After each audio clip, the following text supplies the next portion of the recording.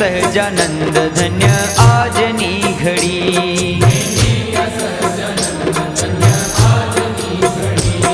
हे आजनी घड़ी रे धन्य आजनी घड़ी।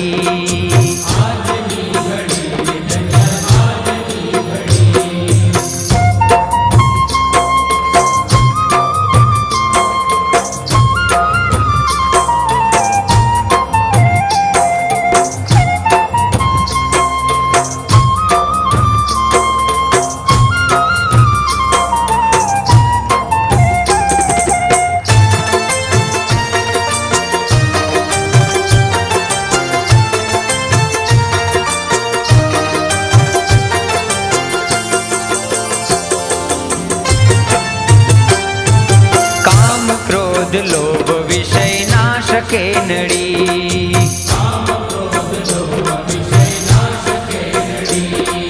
काम क्रोध लोभ विषय नाश के नड़ी।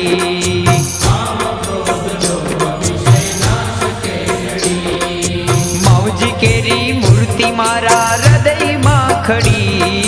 मौजी केरी मूर्ति मारा हृदय मां खड़ी।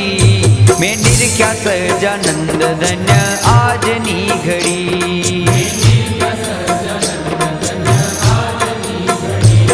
हे आजनी घड़ी रे धन्य आजनी घड़ी।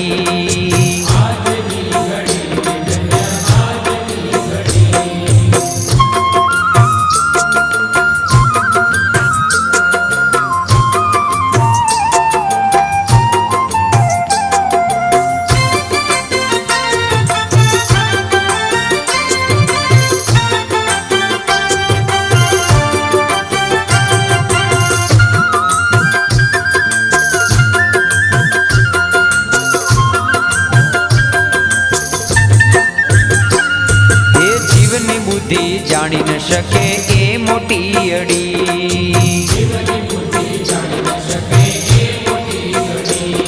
ए जीवनी बुद्धि जानी न शके ए मोटी अड़ी।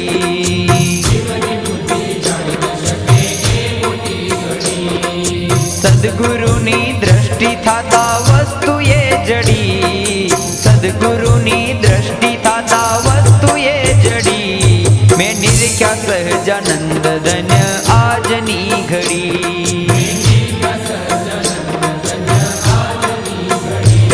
हे आजनी घड़ी रे धन्य आजनी घड़ी।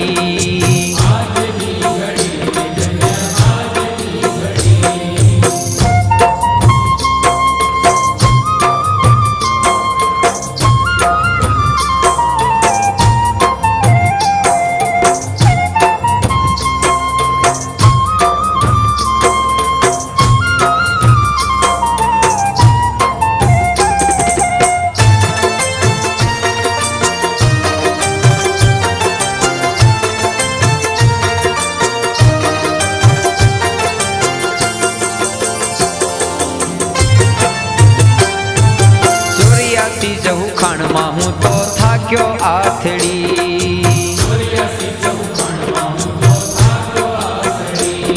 ए 84 चहुखाणमा हूँ तो थाक्यो आथड़ी।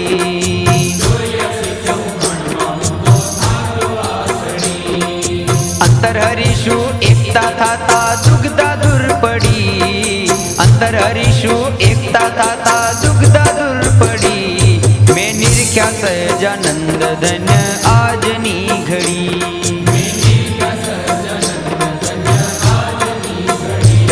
हे आजनी घड़ी रे धन्य आजनी घड़ी।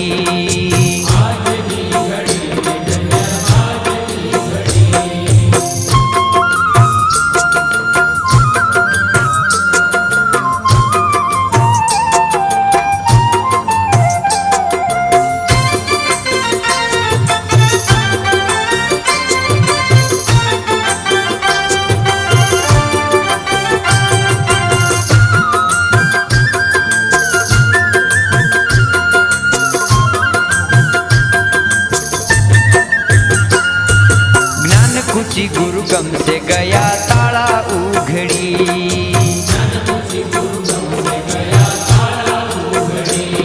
एक ज्ञान कुची गुरु गम से गया ताला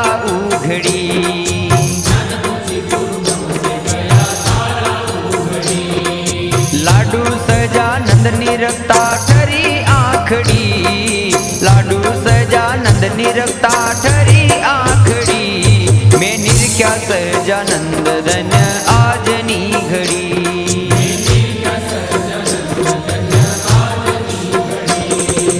આજની ઘડી રે ધન્ય આજની ઘડી,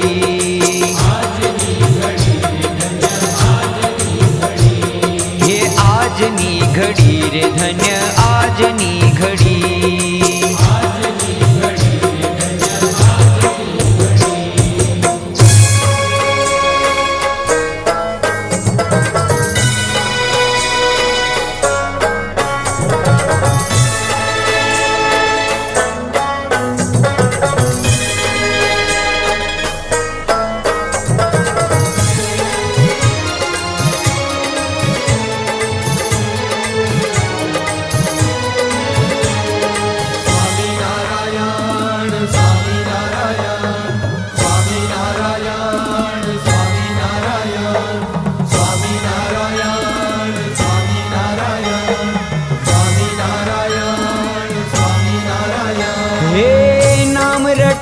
जन नैन निहार, नाम रटो जन नैन निहार, स्वामी नारायण स्वामी नारायण स्वामी नारायण स्वामी नारायण.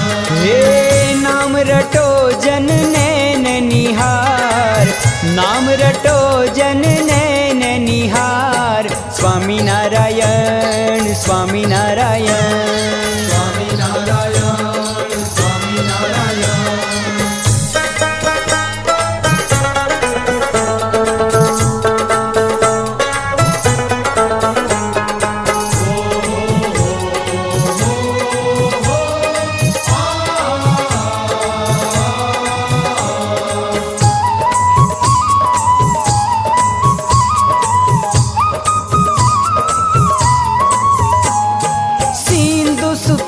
समकोटि यश मिली, चरण चापत चित धार, स्वामी नारायण स्वामी नारायण स्वामी नारायण स्वामी नारायण. हे नाम रटो जन नैन निहार, नाम रटो जन नैन निहार, स्वामी नारायण स्वामी नारायण स्वामी नारायण स्वामी नारायण.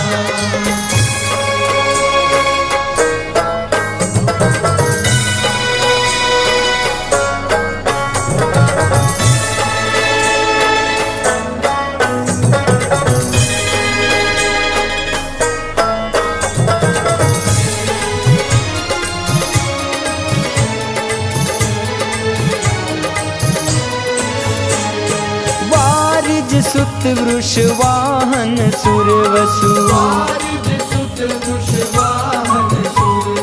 रटित है नाम उचार,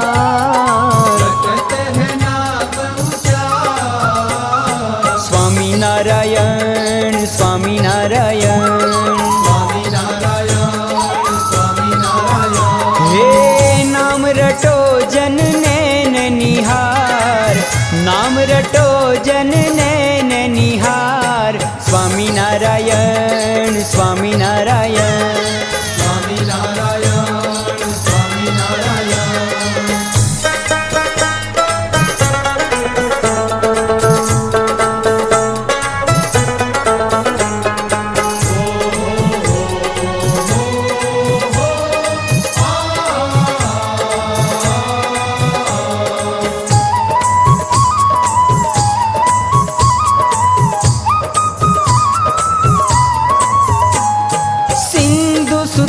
सुत हार हैया पर,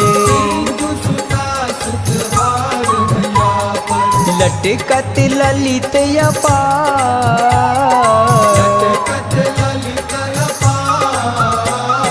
स्वामी नारायण स्वामी नारायण स्वामी नारायण स्वामी नारायण.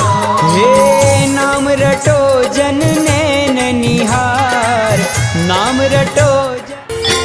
ओम जय सद्गुरु स्वामी, प्रभु जय सद्गुरु स्वामी, સહજાનંદ દયાળુ સહજાનંદ દયાળુ બળવંત બહુનામી ઓમ જય સદગુરુ સ્વામી ચરણ સરોજ તમારા વંદુ કર જોડી પ્રભુ વંદુ કર જોડી ચરણે શીશ ધરાતી ચરણે શીશ ધરાતી દુઃખ નાખ્યા તોડી ઓમ જય સદગુરુ સ્વામી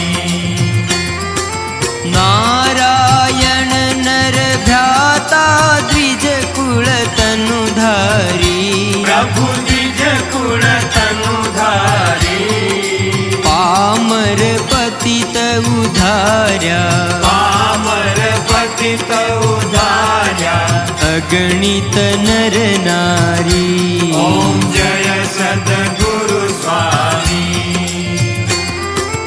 નિત્ય નિત્ય નવતમ લીલા કરતા અવિનાશી પ્રભુ કરતા અવિનાશી 68 તીરથ ચરણે 68 તીરથ ચરણે કોટી ગયા કાશી ઓમ જય સદગુરુ સ્વામી પુરુષોત્તમ પ્રગટનું જે દર્શન કરશે પ્રભુ જે દર્શન કરશે કાળ કરમથી છૂટી કાળ કરમથી છૂટી કુટુંબ સહિત તરશે ઓમ જય સદગુરુ સ્વામી આ અવસર કરુણાનિધિ કરુણા બહુ કીધી વાલ કરુણા બહુ કીધી મુક્તાનંદ કહે મુક્તિ મુક્તાનંદ કહે મુક્તિ સુગમ કરી સિદ્ધિ ઓમ જય સદગુરુ સ્વામી જય સદગુરુ સ્વામી પ્રભુ જય સદગુરુ સ્વામી પ્રભુ જય સદગુરુ સ્વામી સહજાનંદ દયાળુ સહજાનંદ દયાળુ બળવંત બહુનામી ઓમ જય સદગુરુ સ્વામી ઓમ જય સદગુરુ સ્વામી ઓમ જય સદગુરુ સ્વામી ઓમ જય સદગુરુ સ્વામી ઓમ જય સદગુરુ સ્વામી આપણા તુરખા મંદિરના ઠાકોરજીના 16મા પાટોત્સવ પ્રસંગમાં ખાસ પરમ પૂજ્ય નાનાલાલજી મહારાજ શ્રી જ્યારે પધાર્યા છે, થોડીક ક્ષણોમાં આપણને એમના આશીર્વાદ પણ પ્રાપ્ત થશે. આજે આપણા ઠાકોરજી અહીંયા બિરાજ્યા, જેને 16 વર્ષ થઈ ગયા. એટલે આમ ગણતરી કરીએ તો હવે આપણા ઠાકોરજી પૂરેપૂરા 16 વર્ષના જુવાન થઈ ગયા છે. એટલે અત્યાર સુધી આપણે ઠાકોરજી આગળ ગમે એ બાનું કાઢતા તો બાળક સમજીને ભૂલી જતા, હવે બાળક નથી રહ્યા એમ. હવેથી આપણે નક્કી કરવાનું કે હવે તમે ભગવાનને દર્શને નહીં જાઓ, આડાવડું બાનું કાઢશો, ભગવાન આ ઠાક લાગ્યો છે આજ નહીં આવું તો ભગવાન કંઈ ખોટું બોલમાં, કારણ કે હવે 16 વર્ષના થઈ ગયા છે.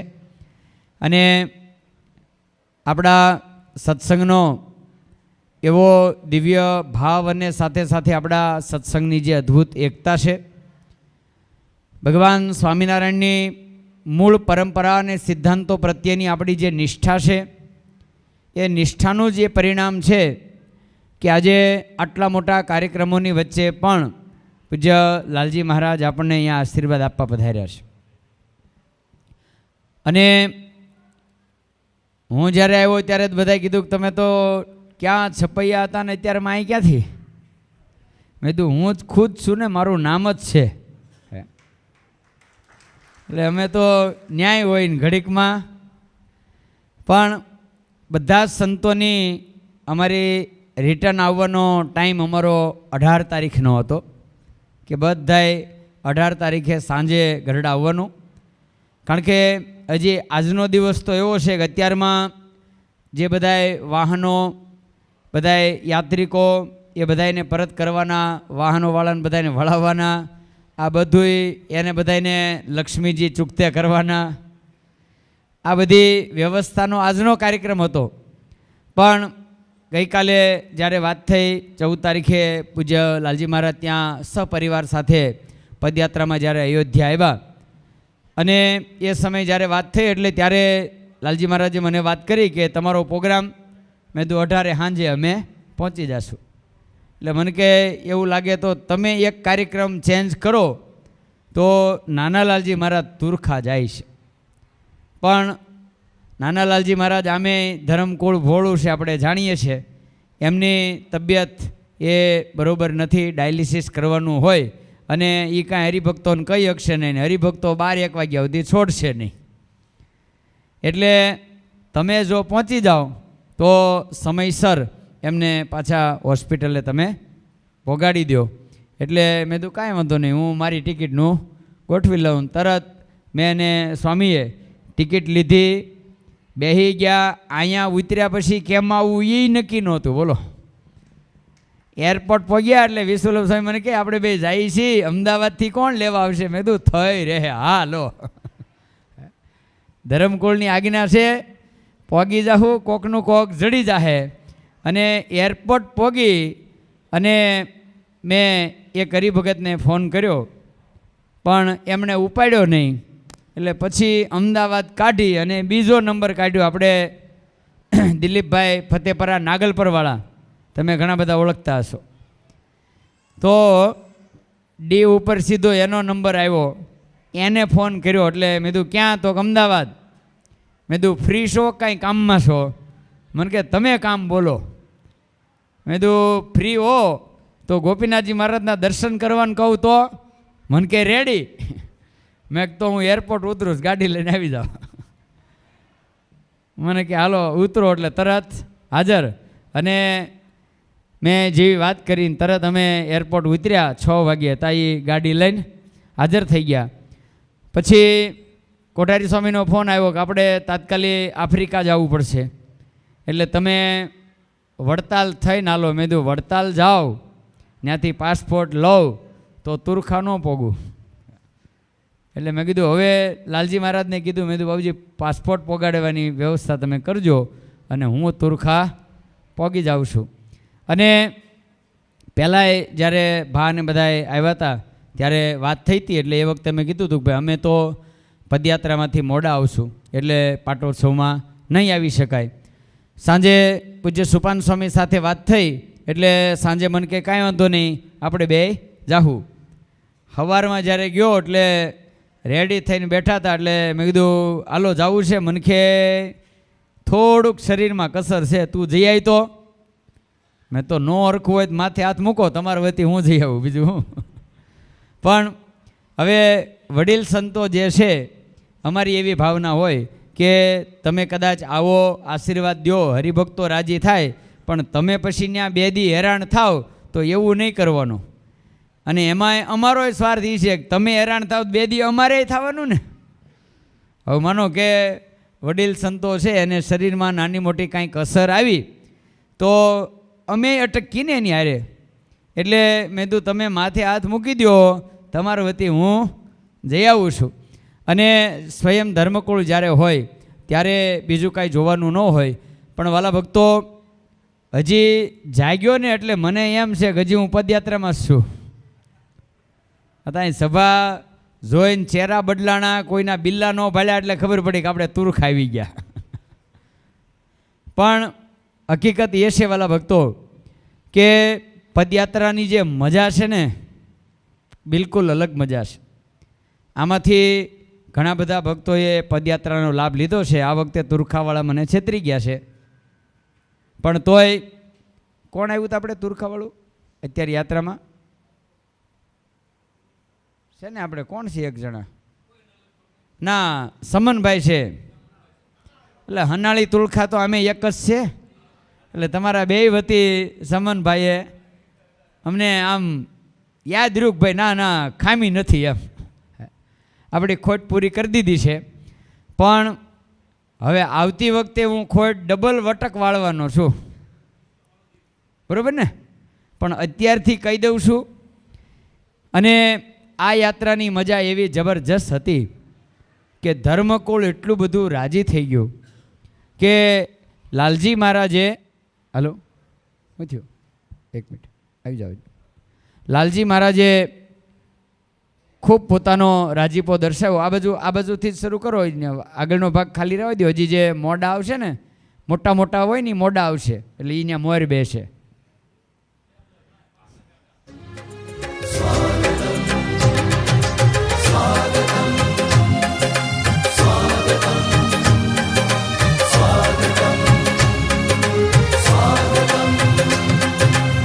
આપણે સૌ પોતપોતાની જગ્યાએ ઊભા રહી અને પૂજ્ય લાલજી મહારાજનું અભિવાદન કરીએ તાળીઓના નાદ સાથે. મહારાજ મોહલે પધાર્યા,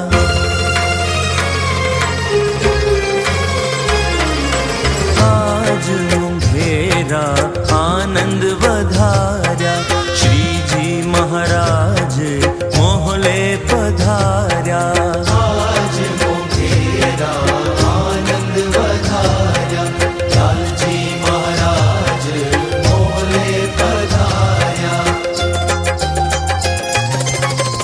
આખલડીથી અમૃત વરસે, આખલડીથી અમૃત વરસે, બોલો સ્વામિનારાયણ ભગવાનની કરુણા છલકે. અત્રે હાલો હાલો હાલો થોડુંક આપજો. બોલો લક્ષ્મીનારાયણ દેવની. આજે સ્વામિનારાયણ મંદિર તુરખાના 16મા પાટોત્સવની અંદર આપણને દર્શન આશીર્વાદ આપવા માટે પરમ પૂજ્ય લાલજી મહારાજ શ્રી પુષ્પેન્દ્ર પ્રસાદજી મહારાજ શ્રી જ્યારે પધાર્યા છે ત્યારે સૌથી પ્રથમ જોરદાર તાળીઓના નાદ સાથે આપણે એમનું સ્વાગત કરી અને આજના આપણા 16મા પાટોત્સવના મુખ્ય યજમાન એવા શ્રી પ્રેમજીભાઈ તલસીભાઈ ગોટી, લાભુભાઈ તલસીભાઈ ગોટી, જીતેન્દ્રભાઈ પ્રેમજીભાઈ ગોટી અને ધર્મેશભાઈ લાભુભાઈ ગોટી, આ ગોટી પરિવારના ભક્તો અત્રે પધારી અને લાલજી મહારાજને હાર પહેરાવી અને લાલજી મહારાજશ્રીનું સ્વાગત કરશે. તો ગોટી પરિવારના ભક્તો આવી ગયા. તો યજમાન પરિવાર વતી કોઠારી ઈશ્વરભા અત્રે પધારી અને લાલજી મહારાજનું અહીંયા પ્રથમ સ્વાગત કરશે. આરાપજો. હા, યજમાન આવશે ત્યારે ફરીને કરશે. અત્યારે પ્રથમ સ્વાગત પૂજ્ય લાલજી મહારાજ જ્યારે આપણે આંગણે પધાર્યા છે ત્યારે સમગ્ર તુરખા સત્સંગ સમાજ વતી કોઠારી અને આપણા પૂજારી, શું નામ, અમરસિંહ દાદા અને શું નામ, મનસુખભાઈ, આવો સત્સંગ સમાજ તરફથી અહીંયા પ્રથમ આપણે સ્વાગત કરશું. પૂજારી ક્યાં ગયા? આવ્યા? હા, આ રે, આવો આવો પૂજારી દાદા આવો. અને પૂજ્ય લાલજી મહારાજ આપણે તુરખાને આંગણે જ્યારે આ દિવ્ય પાટોત્સવના પ્રસંગમાં આપણને આશીર્વાદ દેવા માટે પધાર્યા છે ત્યારે લાલજી મહારાજનું અહીંયા અભિવાદન કરી. ખાસ વાલા ભક્તો, પાટોત્સવનો દિવસ એટલે એ દિવસના માટે એવું માનવામાં આવે છે કે ઠાકોરજીનો જેને જન્મદિવસ કહેવામાં આવે કે આજે ફાગણ વદી ત્રીજના દિવસે આજથી બરાબર 16 વર્ષ પૂર્વે આપણા આ બંને મંદિરમાં, ભાઈઓ અને બહેનોના મંદિરમાં ઠાકોરજીની અતિ ભવ્યતાથી પ્રાણ પ્રતિષ્ઠા થઈ અને જેનો ખૂબ અદ્ભુત ઉત્સવ આપણે ઉજવો અને પછી પાછો ગયા વર્ષે આપણે પંચદશાબ્દી મહોત્સવ ઉજવો. કાલે સાંજે અમે રાતે આવતા હતા ને તો ગાડી મળી પછી મેં ફોન કર્યો કે હું આવું છું, કારણ કે ન મળી હોય તો પછી બસમાં આવું તો અહીં નોય પગું ને, એટલે ગાડી મળી ગઈ ને પછી જ્યારે ફોન કર્યો એટલે એ વખતે દીપકભાઈ મને કે હજી તો હમણાં કે આપણે ઉત્સવ ન કર્યો. મેં કીધું એને એક વરહ થઈ ગયું. આપણે ઉત્સવ કર્યો ને, યાદ છે? વરહ થઈ ગયું એને, લ્યો. અને 15મો પાટોત્સવનો ઉત્સવ કર્યો અને 16મો પાટોત્સવ પણ આવી ગયો. સમયને જતાં વાર નથી લાગતી. પણ ખાસ વાલા ભક્તો, આપણે ત્યાં એ દિવ્ય પાટોત્સવનો ઉત્સવ ઉજવી રહ્યા છે. અને સાથે સાથે આવતી કેટલી તારીખ? 22, 23 અને 24 આ 3 દિવસ આપણા તુરખા સનાળી બે ભેગું બોલીએ અમે ભેગું આખીએ તુરખા સનાળી. અને કાંઈ પણ હોય તો સેવા હોય ગમે હોય એ બે હારે મળીને આવે. એટલે તુરખાનો આપણો પાટોત્સવ પતે છે, પણ આવતી 22, 23 ને 24 સનાળી નૂતન મંદિરનો પ્રતિષ્ઠા મહોત્સવ રાખવામાં આવ્યો છે. અને સાથે સાથે ગયા વર્ષથી ધર્મકુળ પરિવાર દ્વારા એક અદ્ભુત સંકલ્પ કરવામાં આવ્યો કે આપણે સત્સંગની તો સેવા કરીએ, ધર્મની સેવા કરીએ, પણ સાથે સાથે સમાજમાં જે વસ્તુની અતિ આવશ્યકતા છે એમાં પણ આપણું યોગદાન હોવું જોઈએ. અને ગયા વર્ષથી ધર્મકુળ પરિવાર દ્વારા એવી આજ્ઞા કરવામાં આવી કે દર વર્ષે એક આપણે રક્તદાન કેમ્પ કરવો. અને એ રક્તદાન 1 તારીખે, 1 દિવસે, 1 સમયે આખા વિશ્વમાં જ્યાં જ્યાં આપણા હરિભક્તો વસે છે એ તમામ જગ્યાએ, ગુજરાતની અંદર જિલ્લા વાઇઝ અને આપણા વિદેશોમાં જ્યાં જ્યાં આપણા મંદિરો છે એ તમામ જગ્યાએ એક જ તારીખે રક્તદાન કેમ્પ થાય એવું આપણે ગયા વર્ષે આયોજન કર્યું. અને જેમાં ખૂબ સારો આપણને હરિભક્તોએ સપોર્ટ કર્યો, સરસ પ્રતિસાદ પણ મળ્યો. અને વહેલા હરિભક્તોને આ હતું છતાં પણ એમ કહેવાય કે જબરજસ્ત રક્તદાન થયું. જેમાં ગયા વર્ષે આપણો વારો બોટાદ હતો. બોટાદ હતા, અહીંયા હતો કા તુરખા અને બોટાદ જિલ્લા ખાતે આપણે ગયા વર્ષે 3 કેમ્પ કર્યા હતા. એક તુરખા હતો, બોટાદ હતો અને ગઢડા હતો. પણ આ વર્ષે હવે એવી કામના છે કે સનાળીવાળા કે અમે અવડો મોટો પ્રતિષ્ઠા ઉત્સવ કરીએ, ધર્મકુળ તેદી અમારી ત્યાં છે, એટલે આખા બોટાદ જિલ્લાનો એક જ રક્તદાન કેમ્પ રાખ્યો છે. આવતી 23 તારીખે સવારે 9 થી 5 વાગ્યા સુધી સનાળી મુકામે આખા બોટાદ જિલ્લાનો રક્તદાન કેમ્પ એ સનાળી મુકામે રાખવામાં આવ્યો છે. એટલે આપણે આખા જિલ્લાને હનાળી જવાનું છે. હનાળીવાળા મળજો, તૈયારી કરવા હો. બસ આમે ત્યાં આપણે મોડું કરવાનું હોય જ નહીં. તો ખાસ એના માટે આયોજન એ કરવાનું છે કે જે ભક્તોને રક્તદાન કરવાનું હોય એ બોટાદના ભક્તો છે, આપણા બોટાદના વોટ્સઅપના ગ્રુપની અંદર એની યાદી શરૂ કરજો. જેના નામ આવતા જાય એ નામ એમાં યાદી જ્યાં કરો ને ત્યાં ઉપર રક્તદાન કેમ્પ 2025 તારીખ, સ્થળ, સમય અને નીચે એક સંપર્ક નંબર, અમૃતભાઈનો સંપર્ક નંબર નાખી દો. પછી એ મેસેજમાં જેમ જેમ નવા નામ આવતા જાય એ નીચે એકડો બગડો તગડો નામ ગામ આ પ્રમાણે ઉમેરી અને એનું લિસ્ટ એ આપણે અત્યારથી કરવાનું છે. પછી જેવું નામ આવે એટલે પાછું લિસ્ટ અપડેટ થાય, જેવું નામ આવે એટલે લિસ્ટ અપડેટ થાય. એ રીતે સનાળીમાંય તમે અત્યારથી લિસ્ટ કરજો. તુરખાનું જે ગ્રુપ હાલતું હોય એ તુરખાના કોણ સંભાળશે? શું નામ તારું? વિશાલ. તુરખાનું રક્તદાન કેમ્પની યાદી એ ભાઈઓ બહેનો બધા રક્તદાન કરી શકે. એટલે તુરખાનું વિશાલભાઈ, બોટાદથી અમૃતભાઈ, તમને લખતા ફાવશે કોઠારી? હા છે ને? હા બસ. પણ બધી જગ્યાએ આ યાદી કરી અને સારામાં સારું એ રક્તદાન કેમ્પનું આપણા બોટાદ જિલ્લાનો આખો કાર્યક્રમ એ સરસ થાય એની ખાસ બધાએ તૈયારી કરશો. બીજું વાલા ભક્તો, આજે પાટોત્સવના પવિત્ર પ્રસંગની અંદર પૂજ્ય લાલજી મહારાજ બધા યજમાનો આવી ગયા? બધાએ ફોન કરીને બોલાવી લ્યો. તો હવે પૂજ્ય લાલજી મહારાજ જ્યારે પધાર્યા છે ત્યારે લાલજી મહારાજનું સ્વાગત કરવા માટે યજમાન શ્રી પ્રેમજીભાઈ તલસીભાઈ ગોટી, લાભુભાઈ તલસીભાઈ ગોટી, જીતેન્દ્રભાઈ પ્રેમજીભાઈ ગોટી, ધર્મેશભાઈ લાભુભાઈ ગોટી અને ગોટી પરિવારના બાળકો અત્રે લાલજી મહારાજનું સ્વાગત કરવા માટે આવશે. બંને બાજુ ઊભા રહી અને હાથ અડાડી એક સાથે હાર પહેરાવવાનો છે. બધાએ આવી જાઓ, બે બાજુ ઊભા રહ્યો, બે બાજુ ઊભા રહ્યો, બબ્બે જણા બે બાજુ ઊભા રહી અને એક સાથે હાર પહેરાવો. બોલો લક્ષ્મીનારાયણ દેવની. શાલ આપજો, ઊભા રહ્યો.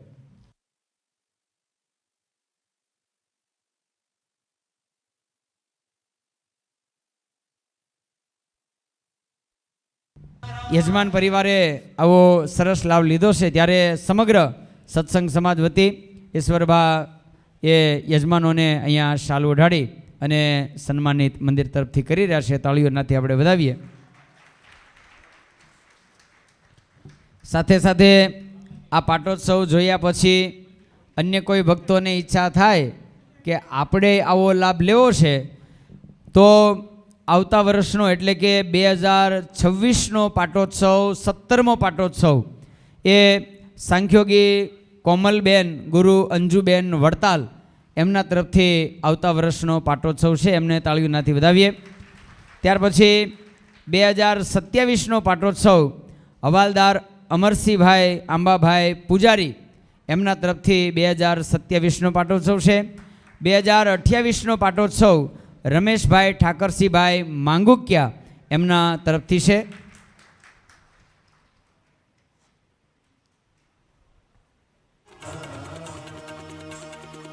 ત્યાર પછી 20મો પાટોત્સવ 2028 એ રમેશભાઈ ઠાકરસિંહભાઈ માંગુકિયા એટલે 19મો પાટોત્સવ. 20મો પાટોત્સવ હસમુખભાઈ ઓધવજીભાઈ માંગુકિયા તરફથી છે.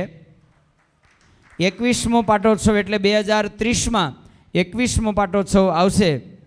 એટલે 20મો પાટોત્સવ કોનો? હસમુખભાઈ બેઠા છે સભામાં, તો એને છે જ કહેવું પડશે. 20મો પાટોત્સવ નાનો નહીં આવે, દ્વિદશાબ્દી મહોત્સવ આવશે. એટલે એની યાર વાત કરી લેજો કે ભાઈ એમાં નાનું નાનું નહીં રડે એમ. એટલે પછી યજમાન એમ કે લે તો મને વહેલું કહેવું જોઈએ ને હું બીજો લખાવી દેત. એટલે એમની યારે વાત કરી લેજો. જો એમને એમાં અનુકૂળતા ન હોય તો એમને એના પછીના ગમે કોઈ પણ વર્ષ જે આપણે બાકી હોય એ વર્ષની અંદર આપણે એમને લાભ આપી દઈશું અને ત્યાં કોઈક મોટા જજમાન ગોતશું અને કોઈ ન મળે તો તુરખા સ્વામિનારાયણ મંદિર. પણ 20મો પાટોત્સવ છે એ તો પાછો આપણે ભવ્યતાથી ઉજવો છે. ઢીલા ઢીલા બોલો હો, કપા પાક્યો નથી લાગતો. ત્યાર પછી 21મો પાટોત્સવ ઈશ્વરભાઈ નારાયણભાઈ માથોળિયા, 22મો પાટોત્સવ રવજીભાઈ ઝવેરભાઈ ગોટી અને 23મો પાટોત્સવ એ રમણીકભાઈ ગોવિંદભાઈ મોરડિયા એમના તરફથી લખાવવામાં આવે છે. તાળીઓનાથી વધાવીએ. એટલે આપણે 2032 સુધી ઠાકોરજીના પાટોત્સવ લખાઈ ગયેલા છે. એટલે હવે કોઈ લખાવશે તો 2033નો પાટોત્સવ એમને મળશે. સાથે આપણે દિવાળીએ જે ઠાકોરજીને સરસ અન્નકૂટ કરીએ છીએ એ આ અન્નકૂટ જે આવશે એ અન્નકૂટના યજમાન ઘનશ્યામભાઈ ઠાકરસિંહભાઈ માથોળિયા. એટલે 2025નો અન્નકૂટ વયો જો બાકી 25નો બાકી છે ને છે. 2025નો દિવાળીનો અન્નકૂટ ઘનશ્યામભાઈ ઠાકરસિંહભાઈ માથોળિયા અને 2026ના અન્નકૂટના યજમાન શ્રી ભવાનભાઈ શામજીભાઈ ગોટી છે. તો એમને આપણે તાળીઓનાથી વધાવીએ. સાથે વાલા ભક્તો, આજે પૂજ્ય લાલજી મહારાજના આપણે આશીર્વાદ લઈ અને વધારેમાં વધારે આપણે લાલજી મહારાજને અહીંયાથી વહેલાસર આપણે એમને વડતાલ પહોંચે એવી વ્યવસ્થા કરવી છે. કારણ કે આપણા માટે મોટી વાત એ છે કે આટલી શરીરની મુશ્કેલીઓની વચ્ચે પણ સત્સંગના માટે એમ કહેવાય કે જે પોતાના દેહને ઘસે આવું આપણે સાંભળ્યું છે. બાકી હકીકતની અંદર સત્સંગના માટે પોતાના શરીરની ખેવના ન કરી અને સત્સંગીઓના સુખ માટે સત્સંગમાં ફરતા હોય તો એ આ ધર્મકુળ પરિવાર છે. તો કદાચ કોઈના મનમાં એમ થાય કે ધર્મકુળ આવે તો કાંઈક મળે તો આવે. હવે હું તમને એમ કહું તમે એને આપીને આપી શું દો સમજાવો હાલો. આપણે પગે લાગીએ કોઈક 10, 20, 50 પછી વધીને 500 મૂકીએ. શું મૂકીએ? હવે પરશુરણ ભેગું કરો થાય શું? એના માટે હાલો તમને કહું, તમારે ડાયાલિસિસમાં જવાનું હોય ને હું તમને એમ કહી દઉં ડાયાલિસિસમાં નથી જવાનું, એક સભા રાખી છે, 2-4 કલાક આવો સભામાં, સરસ ખુરશી ગાદી તકીઓ નાખી દઈશ, ત્યાં બેહો અને 2-3 હજાર રૂપિયા આપીશ. તમે શું કહો? ભાઈ એ ધંધો રહેવા દો, પહેલાં મારા શરીરનું કરવા દો. પણ આ ધર્મકુળ પરિવાર છે કે પોતાના શરીરની બિલકુલ ખેવના કર્યા વગર, અને આજે એમની આ સ્થિતિ થઈ હોય તો એનું કારણ એ જ છે કે એણે એના શરીરનું ધ્યાન જ ન રાખ્યું. માત્ર સત્સંગીઓએ કીધું કે અહીંયા તો હા ન્યા, અહીંયા તો ન્યા, અને એનું આ પરિણામ આજે એ છે કે એમને ડાયાલિસિસ કરવાનો સમય આવ્યો, છતાં પણ એમ કહેવાય કે હજી સત્સંગના માટે એમણે શરીરની ખેવના કરી નથી. ત્યારે આ જ્યારે ધર્મકુળની અમે નજીક છીએ, હારે છીએ, એટલે અમને ખબર છે કે એમની શું સ્થિતિ છે, શું પરિસ્થિતિ છે. આ જ્યારે જોઈએ ત્યારે અમને એમ થાય કે ધર્મકુળ જે કરી શકે ને એ સત્સંગમાં બીજું કોઈ ન કરી શકે. અમે આ બધું કામ કરતા હોય, દોડતા હોય તો શરીરમાં કસર થાય ને તો અમે કહી દઈએ ભાઈ આ થોડુંક હક લેવા દો, આ શરીરમાં મજા નથી. પણ ધર્મકુળના માટે સ્થિતિ એ છે, ઘણીવાર મેં જોયું છે કે લાલજી મહારાજ ડાયાલિસિસમાંથી નીકળ્યા ભેગા સીધા સભામાં જાય. બોલો, તમે કોઈક જે ડાયાલિસિસ કરાવતા હોય ને એને પૂછજો કે એ કર્યા પછી તમારી શરીરની સ્થિતિ શું હોય, તમે ઊભા ન થઈ શકો. મેં નાના લાલજી મહારાજને એક જગ્યાએ અમે સભામાં ભેગા થયા, ત્યાં સીધા આવ્યા. એટલે મેં તો હરિભક્તોને કહી દીધું હતું, મેં કીધું ભાઈ આપણે ધર્મકુળને હેરાન કરવું નથી, આપણને આશીર્વાદ આપી દે છે એ ઘણું છે, એનો હૃદયનો રાજીપો છે એ ઘણું છે. ત્યારે ત્યાં તો લાલજી મહારાજ આવ્યા. મેં કીધું તમે ડાયાલિસિસમાંથી? તો કે મને સત્સંગની ખબર પડે ને તો મને કાંઈ તકલીફ નથી થતી, કે બાકી ડાયાલિસિસ કરીને ઘરે જાવ તો હાંજ સુધી ઊભો ન થાવ. પણ સત્સંગ છે અને હરિભક્તો બોલાવે છે, જો જવાનું થાય ને તો શરીરની પીડા ગણાતી નથી, દેખાતી નથી, થાય તો ખરી પણ જણાતી નથી. આ સત્સંગ પ્રત્યેની એમની ભાવના છે.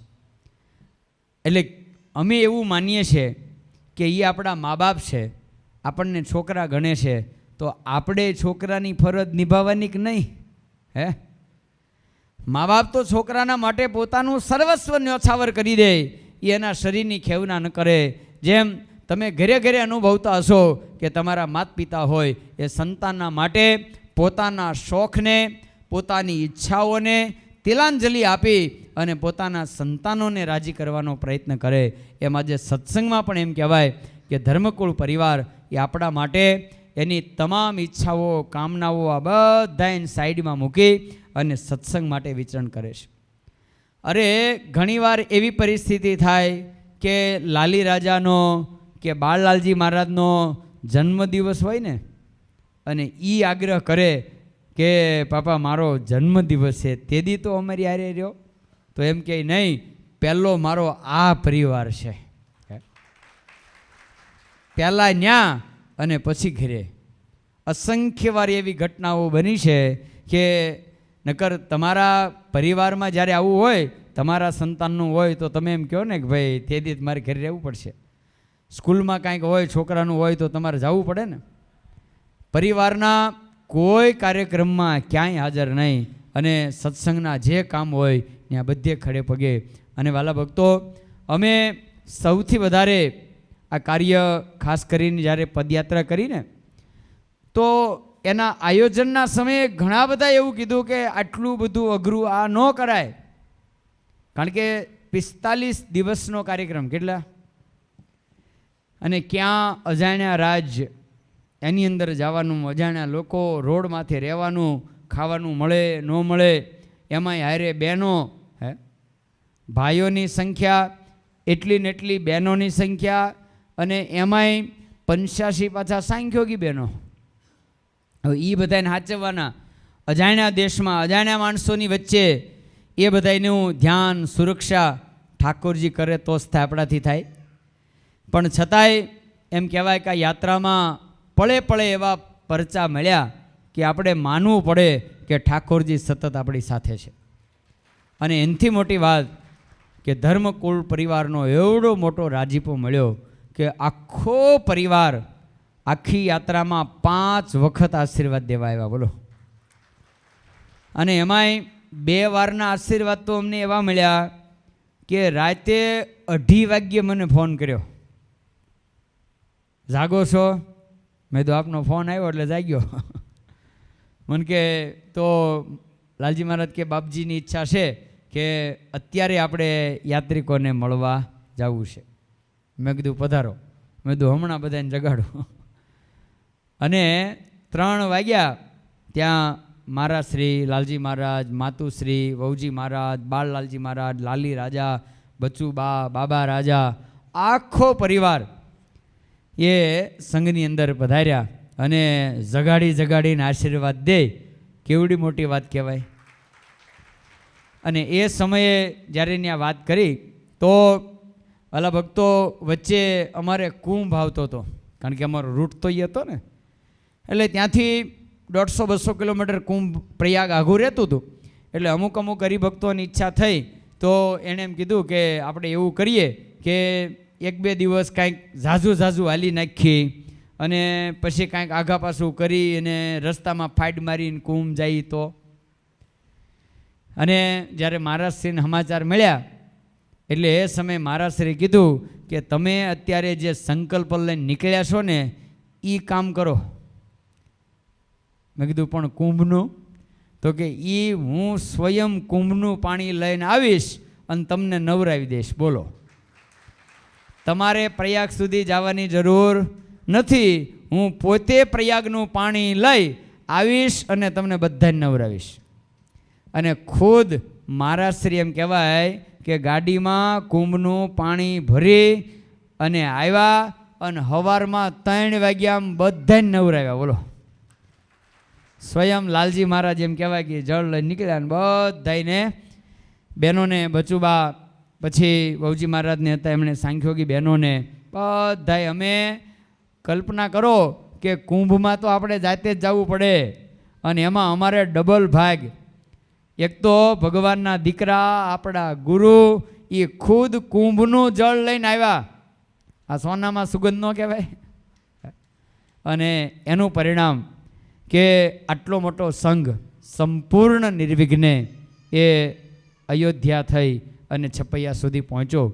અને અયોધ્યામાં જ્યારે પહોંચ્યા ત્યારે તો હકીકત એવું જણાનું કે ભગવાન રામ વાસ્તવિકતામાં સંઘ ઉપર રાજી થયા હોય કે જેના કારણે રામ જન્મભૂમિ ટ્રસ્ટના પ્રમુખ પોતે ચંપતરાયજી એમ કહેવાય કે આપણું સ્વાગત કરવા માટે આવ્યા. આ નાની હુની વાત નથી.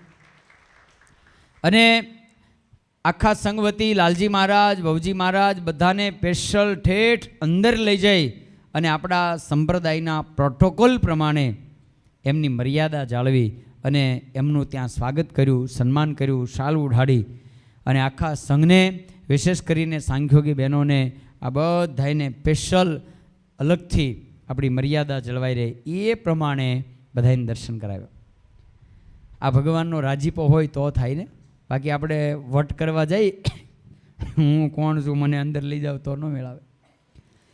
અને લાલજી મહારાજ એમનો 51મો જન્મદિવસ અયોધ્યાની અંદર જે મનાવ્યો એ તો વિડીયો જોયા હશે, એ દાજી જ ગયા હશે, મળું રહી ગયા. અને લાલજી મહારાજે રાજી થઈ અને જ્યારે રાજી થયા ને ભેટા અને ત્યારે લાલજી મહારાજ કીધું બહુ રાજી થયા છે. એટલે અમે કીધું કે રાજી થયા હોય તો હવે અમારે એવા આશીર્વાદ જોઈએ છે કે આવતા વર્ષે એવું કરો કે જે બાકી રહી ગયા છે ને એ બધાને લાભ મળે. કારણ કે પછી બધાના ફોન આવતા હતા. મેં કીધું હવે નહીં હો, હવે આમાં ભળવાનું નથી. અને લાલજી મહારાજે જાહેરાત કરી કે આવતા વર્ષે ધનુર્માસમાં જાન્યુઆરીમાં ગઢડાથી દ્વારકાની પદયાત્રા થશે અને એમાં સમસ્ત ધર્મકુળ પરિવાર 10 દિવસ હાજર રહેશે. એટલે તમને બધાને કહી દઉં છું, તુરખા હનાળીવાળા 20 જણા મન સેવામાં જોહે. કેટલા? અને પછી હાલી હકે એમ હોય એ હાલવામાં 20 જણા. 1 વર્ષ અગાઉ કહું છું તેથી બાના ન કાઢતા હો. હા, નકર છે ને ઘરમાં પૂરી દઈશ, બહાર નહીં નીકળવા દો.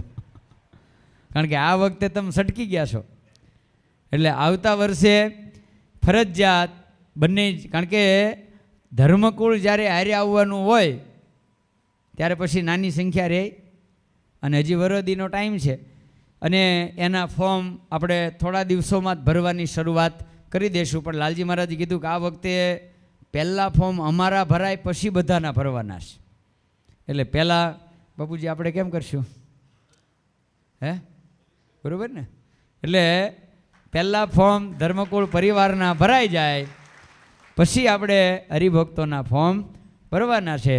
અને ધર્મકુળ પરિવાર એ આપણી સાથે રોજ કાયમ સાંજે, જેમ અત્યારે સંતોના આશીર્વાદ મળતા હતા એમ આ પદયાત્રાની અંદર રોજ સાંજે આપણને ધર્મકુળ પરિવારના આશીર્વાદ મળશે. અને એ લાભ એવો હશે કે જે રહી ગયા પછી વાહેથી દોડાદોડી ન કરતા હો. પછી આપણી સિસ્ટમ કેવી છે, અડધે સંઘ પોગે ને પછી વિડીયો જોવે ને એટલે મારી બહુ મજા આવે, હાલો આપણે જવું. આ વખતે એમ બાપુજી અમે થોડાક થાકી વધારે ગયા કે પછી હરિભક્તો જે જોડાણા એટલે અમારે આખી વ્યવસ્થા એકડે એકથી કરવાની આવી. એટલે એના કારણે થોડી અમારે જેવી હરિભક્તો માટે વ્યવસ્થા સગવડતા જે કરવી હતી એ પ્રમાણે ન કરી શકીએ. પછી પૈસામાંય ગરજના ભાવ થાય, લાંબુ ટૂંકું થાય બધું. પણ છતાંય ધર્મકુળના આશીર્વાદ હતા તો સંઘ કાશ્ય અમારો પહોંચી ગયો. પણ આવતા વર્ષનું બધાય અત્યારથી આયોજન કરજો. હવે લાલજી મહારાજના આશીર્વાદ આપણે લેવા છે. પૂર્વે ખાસ પૂજ્ય કેવલી સ્વરૂપદાસજી સ્વામી એમને વિનંતી કરીશ કે આ પાટોત્સવના દિવ્ય પ્રસંગમાં યજમાન પરિવાર અને સત્સંગ સમાજ એમને પોતાની વાણીનો થોડી વાર લાભ આપશે. પછી લાલજી મહારાજના આશીર્વાદ લઈ તો પૂજ્ય કેવલી સ્વામી. વર્ણિવેશ રમણીય દર્શનમ મંદહા સરુચિરાનનભુજમ પૂજિતમ સુરનરોત્તમેર્મુદા ધર્મનંદનમહં વિચિંતયે. બોલો ઘનશ્યામ મહારાજની. પ્રોગ્રામ છે હો પ્રસાદનો. તમે હવે થાકી ગયા. કેટલામો પાટોત્સવ છે? 16મો. 16મા પાટોત્સવે થાકી જશો. હજી 32મા પાટોત્સવ સુધી લખાણું છે. એટલે જે કાર તો એવો હોવો જોઈએ. બધી જ જગ્યાએ હર હર મહાદેવ હર કરે ત્યારે 2 હાથ ઊંચા કરે, ખબર? જે કાર પણ એવો જ થવો જોઈએ. 2 હાથ ઊંચા કરીને ઠાકોરજીને કહેવાનું, ઠાકોરજી હવે હું તારો છું, શું મારા હાથ પકડી લેજે. મને કોઈ જગ્યાએ માયા કોઈ જગ્યાએ પકડી ન લે, એટલા માટે હું તારો થયો છું. હાથ ઊંચા કરીને જે કાર કરવાનો છે. બોલો ગોપીનાથજી મહારાજની જય. પરમ કૃપાળુ ઈષ્ટદેવ ભગવાન સ્વામિનારાયણ મહાપ્રભુની અસીમ કૃપાથી એવં પરમ પૂજ્ય ધર્મ ધુરંધર 1008 આચાર્ય મહારાજ શ્રી અજેન્દ્ર પ્રસાદજી મહારાજ, લાલજી મહારાજ, શ્રી નુગેન્દ્ર પ્રસાદજી મહારાજ અને આપણને દર્શન આપી રહેલા પુષ્પેન્દ્ર પ્રસાદજી મહારાજ એમના સંપૂર્ણ રાજીપાથી આજ તમારો 16મો પાટો છે. હોળે હોળ આની થઈ ગયો.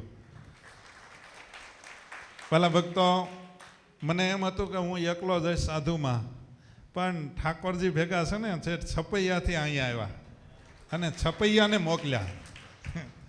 છપૈયા સ્વામીને મોકલ્યા. આપણે બધા હવારમાં ઘણા દાદાઓ કીર્તનો બોલતા હોય છે. છપૈયાથી મહારાજ વહેલા આવજો રે લોલ, કરવી મારે દિલડા કેરી વાત જો. ગાઈએ છીએ ને તે છપૈયાથી ઠેઠ બોલાવો ને વાત કેવી. અહીંયા હેઠે બેઠા ઘનશ્યામ મહારાજ, તમારા મંદિરમાં બેઠા ઘનશ્યામ મહારાજ, એને શું કામ નથી કહેતા? સમજ્યા? પેલા ભક્તજનો, આજ બહુ તમે ભાગશાળી છો તુરખાના ભક્તો. આજના દિવસે 16મો પાટોત્સવ, નહીં તડકો નહીં ઠંડી, આવું સુંદર વાતાવરણ. અને વાલા ભક્તો, આ સમય એટલો બધો સુંદર છે પરમ પૂજ્ય મોટાલાલજી મહારાજ કદાચ ગયા વર્ષે આવ્યા હતા ને, ગયા વર્ષે મોટાલાલજી મહારાજ આવ્યા હતા, એટલે કે હવે બીજાને વારો આવે એટલા માટે લાલજી મહારાજ છપૈયાથી અયોધ્યાથી આવી અને સીધા જ એકલેરા, વંડા અને એ બાજુ બધા ગામડાઓની અંદર એમની તારીખ હોવાને કારણે ભલા ભક્તો પૂજ્ય છપૈયા સ્વામીએ કીધું એમ આ સંપ્રદાયની અંદર સ્વામિનારાયણ ભગવાન પોતે બોલ્યા છે. મહારાજ કે આ સત્સંગની અંદર ભાઈ ભાઈ ત્યાગી ગૃહી સાંખ્યોગી કર્મયોગી આને જેવું અમને રાજી કરતા નથી આવડતું એવું અમને અમારા ધર્મકુળને રાજી કરતા આવડે છે. ધર્મકુળ ભગવાનને રાજી કરવાના પોઈન્ટો જાણે છે. ભક્તજનો આપણે એમને વળ ખાઈએ છીએ, સમજાય છે? આપણે એમને વળ ખાઈએ છીએ ત્યારે ધર્મકુળ એના પોઈન્ટ આપણે ખબર ને એક્યુપેચરના પોઈન્ટો આવે જેનાથી રોગ એકદમ સરળતાથી મટી જાય.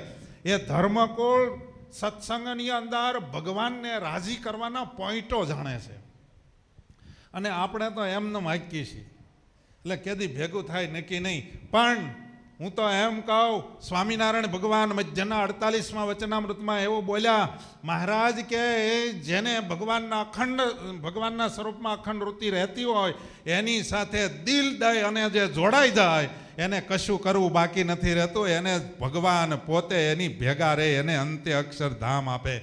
ભક્તજનો આપણે કદાચ કાંઈ ન કરી શકીએ. સત્સંગી જીવનમાં બહુ મહારાજે પ્રથમ પ્રકરણની અંદર જ વાત કરી છે. મહારાજ કે જેના બહુ જન્મના પુણ્ય ઉદય થયા હોય ને એને સત્ય વસ્તુ આ ઘોર કળયુગની અંદર મળે છે. યસ્યા સન્ના ભવાન મુક્તિમ તસ્યમ વાહ સંગમ ભવેત. જેના બહુ જન્મના પુણ્ય ઉદય થયા હોય ને એને સાચા સંતો, સાચા ભક્તો. અને આજના સંદર્ભમાં પહેલાના વખતમાં એવું કહેતા કે ઘી મળે એટલે ત્યાં ઘી જ મળતું, પણ હવે તો ન્યાય લખવું પડે છે શુદ્ધ ચોખ્ખું ઘી મળે. એનો અર્થ એ થાય ડાલડાઈ મળે છે. સાચું ખોટું?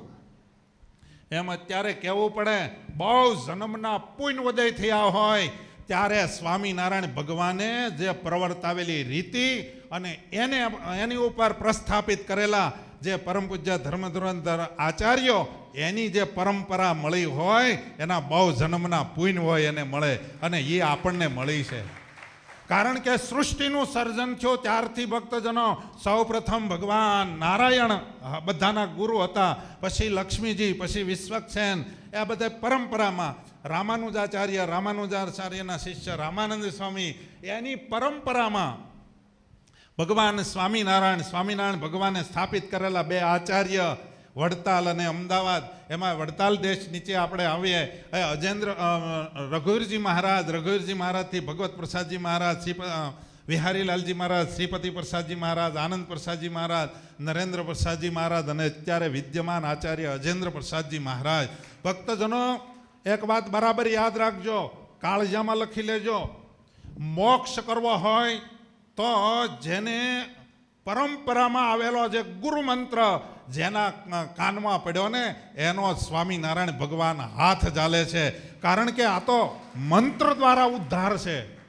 આ સ્વામિનારાયણ સંપ્રદાય એ કોઈ વાડો ઊભો કરેલો નથી, ઓરિજિનલ સંપ્રદાય છે, વેદ આધારિત સંપ્રદાય છે. અને એમાંય પરંપરાનો જે સૃષ્ટિનું સર્જન થયું ત્યારે અબજો અને કલ્પો વર્ષો પહેલા જ્યારે ગુરુમંત્ર પ્રવર્તાવ્યો હતો એ જ પરંપરામાં ગુરુમંત્ર આજ આપણને બધાને મળી રહ્યો. આજ ઓરિજિનલ ધર્મકુળના આશ્રિતો આપણે બધા છીએ. એટલે આપણી છાતી ગજગજ ફૂલે કે અંતે આપણને સ્વામિનારાયણ ભગવાન લેવા આવે. કદાચ આપણાથી વર્તનની અંદર પંચવર્તમાનમાં કદાચ 19-20 હોય તો સ્વામિનારાયણ ભગવાન કે અમે ચલાવી લેશું, પણ અમારી પ્રવર્તાવેલી રીતિ, અમે બાંધેલી બોર્ડર એને મૂકીને તમે બહાર ન જાશો. ભક્તજનો જંગલની અંદર, સાસણગીરની જંગલની અંદર ભેંસોને વચ્ચે પાડરૂને રાખીને ભેંસો બહાર મોઢા રાખીને બેહે. તમે દ્રશ્ય જોયું હશે ટીવીના માધ્યમથી. પણ અમુક પાડરોને એમ થાય કે આની વચ્ચે રહેવાય, આ ઓલા રાયડું બહાર નાખે એ કદાચ પકડી લે. બીકના માર્યા કદાચ એકાદું પાડરું બહાર નીકળી ગયું તો એની દશા શું થાય? તમને પૂછું છું, દશા શું થાય? પકડી લે, દીપડા, વાઘ, વરુ એ આદિક પકડી લે. એમ ભક્તજનો સ્વામિનારાયણ ભગવાને બોર્ડર કરી. હું તો એમ કહું, બોર્ડરમાં રહી અને તમારાથી ભજન ઓછું થાય તો ચાલશે, પણ એ બોર્ડરમાં રહી એક માળા ફેરવે તો એક, અરે કદાચ મહારાજનું ખાલી સ્મરણ રહે. કલિયુગમાં નામ સ્મરણથી ઉદ્ધાર છે ભક્તજનો. યજ્ઞ કરવાની જરૂર નથી, તપ કરવાની જરૂર નથી, મોટા મોટા જગનનો કરવાથી પૂર્વે થતું બધું. કળિયુગની અંદર કેવલ નામ માત્રથી ઉદ્ધાર છે. ખાલી નામ માત્ર બોલશું ને, સ્વામિનારાયણ સ્વામિનારાયણ, ખરા દિલથી અને ઓરિજિનલ રીતિમાં રહીને બોલશું ને, સ્વામિનારાયણ ભગવાન સીધો અક્ષરધામમાં આપણું લખાણ કરશે કે આ મારો છે. માટે ભક્તજનો તુરખાના ભક્તોને, અને એમાંય તુરખાના ભક્તોને ધન્યવાદ દેતા પહેલા તમે જેને ધાવ્યા છો, સમજો છો ને, જેમ અર્જુન ભગવાન કૃષ્ણને ગીતા બનાવી અને એને ધવરાવ્યો એટલે એને ગુડિયું ન વાળી, એમ તુરખાના ભક્તોને અહીંયા ઓરિજિનલ સંતો આવી અને સાચી વાતો કહી છે. એટલે તુરખાના ભક્તોને લાખ લાખ ધન્યવાદ દેતા પહેલા ગઢપુરના પૂજ્ય કોઠારી સ્વામી, ઘનશ્યામવલ્લભ સ્વામી, છપૈયા સ્વામી, વિશ્વ સ્વામી, આ બધા જ સંતોએ તમને ઓરિજિનલમાં રાખ્યા. ભક્તજનો ભજન ઓછું થાય તો ચાલશે, વારે વારે કહું છું, પણ સિદ્ધાંતમાં રહીને ભજન થશે ને. સ્વામિનારાયણ ભગવાન આ કળિયુગની અંદર આપણને, અને આજના સંદર્ભમાં આ જ કરવાની જરૂર છે, અને એ તમે બધા કરી રહ્યા છો. ઓરિજિનલને તમે પકડી, ઓરિજિનલ તમે બહુ મારે સમય નથી લેવો. પૂજ્ય લાલજી મહારાજની તબિયત નાદુરસ્ત છે, લાલજી મહારાજને વડતાલ પાછું પહોંચવાનું છે, એટલે વધારે સમય નથી લેતો. પણ અમે ભણતા તે એક પાઠ આવતો મગર અને વાંદરાનો, ખબર? આમાં ભણ્યા શોખ નહીં તમે? ગામમાં નિશાળ છે? હા, તો ભણ્યા હોય તો હોય, નહીંતર અમે એમ પહેલાં હું આ તો કહેવાય નહીં બહુ લાંબુ, અમારે બધે ઘર ઉઠી થાય. નહીંતર છે ને અમુક તો ખાલી સ્કૂલમાં દફતર મૂકી આવે પછી અવેડે આટા મારે. એવું કર્યું હોય તો ન ખબર હોય, પણ અમારા વખતમાં એવો પાઠ આવતો વાંદરાનો અને મગરનો, ખબર ને? ઓલા વાંદરાએ પકડી લીધું તો કે આ તો આંબાનું મોકળું પકડ્યું, આપણે હું આંબાનું મૂળિયું પકડ્યું, આપણે કોઈ શું કરે?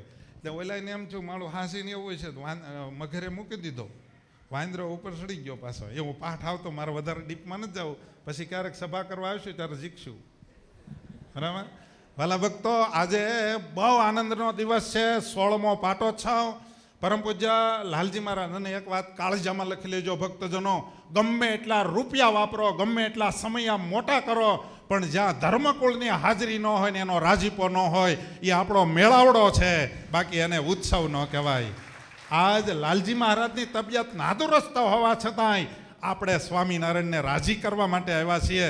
તો તકલીફ એને વેઠીને પણ આપણને રાજી કરવા માટે હાજરી આપી. આપણો સમયો કહેવાય ગયો. આ શું કહેવાય? બોલો, જમવાનું છે.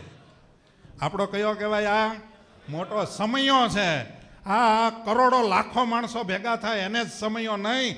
ગોપાળાનંદ સ્વામી એમ કહેતા કે 5 હરિભક્તો હોય, 5 જ હરિભક્તોની સભા હોય, પણ ઓરિજિનલ હોય, ભગવાનને મેળવવા માટે મથતા હોય, એવા 5 જ હોય તો લાખો ને કરોડોની સભા છે. આ ગોપાળાનંદ સ્વામીનો મત. આજે આપણે ભક્તજનો તુરખાના હરિભક્તો એટલા બધા ભેગા થઈ અને જે ધામધૂમીથી જે ઉત્સવ ઉજવો છે, ધર્મકુળના તમારી ઉપર 4 હાથ છે, એનો રાજીપો છે, એ કાયમને માટે અવિરત રાજીપો રહે એવી ઠાકોરજીના ચરણારવિંદમાં પ્રાર્થના, ગોપીનાથજી મહારાજના ચરણોમાં પ્રાર્થના કે જેમ અમે ભગવાનને રાજી કરવા માટે મથીએ છીએ, ઠાકોરજીની આગળ કાયમ દીવો કરીને કેટલું જ કહેજો કે મહારાજ હું તમારો છું, તમારો માર્ગ મારો ભૂલાઈ ન જાય, એની તકેદારી મહારાજ તમે રાખજો. મહારાજને પ્રાર્થના કરજો, આપણો બધાના મંગળ કામ કરે.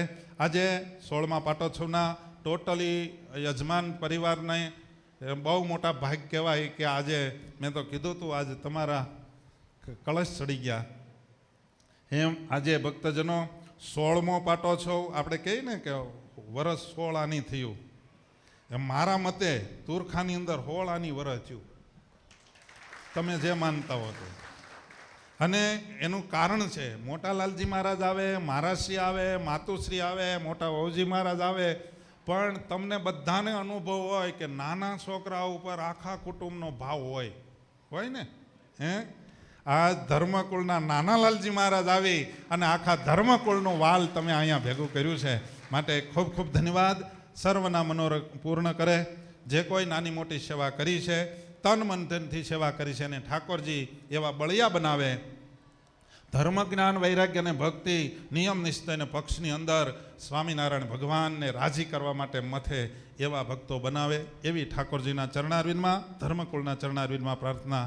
એટલા શબ્દો કહી મારી વાણીને વિરામ. અસ્તુ. જય સ્વામિનારાયણ. પરમ કૃપાળુ ઈષ્ટદેવ પરમાત્મા ભગવાન શ્રી સ્વામિનારાયણ,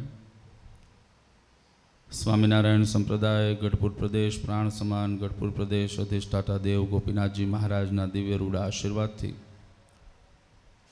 જેના દિવ્ય પાટોત્સવ પ્રસંગને નિમિત્ત બનાવી આજે પોતાના જીવનને કૃતાર્થ કરવાનો અવસર આપણને બધાને પ્રાપ્ત થયો, એવા તુરખા નિજ મંદિરમાં બિરાજમાન શ્રીહરિના દિવ્ય સાનિધ્યની અંદર સ્વામિનારાયણ સંપ્રદાય દક્ષિણ વિભાગ લક્ષ્મીનારાયણ દેવની ગાદીને શોભાવતા પરમ પૂજ્યપાદ પિતાશ્રી, મોટાભાઈશ્રી, આજની દિવ્ય આ સભાની અંદર ઉપસ્થિત અમારા બંને વાલા સંતો, ધર્મકુળ આશ્રિત શ્રીજીને લાડીલા સર્વે વાલા સત્સંગી હરિભક્તો અને સર્વ મોક્ષ ભાગી જીવાત્માઓ, દરેકને અમારા હૃદયથી ખૂબ ખૂબ જય સ્વામિનારાયણ.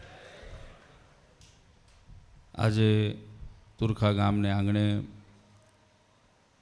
ભગવાન શ્રીહરિની પૂર્ણ કૃપાથી આપણા જીવનનો એક અમૂલ્ય અવસર, એક અમૂલ્ય દિવસ એ આજે આપણે સૌ અહીંયા માણી રહ્યા છીએ.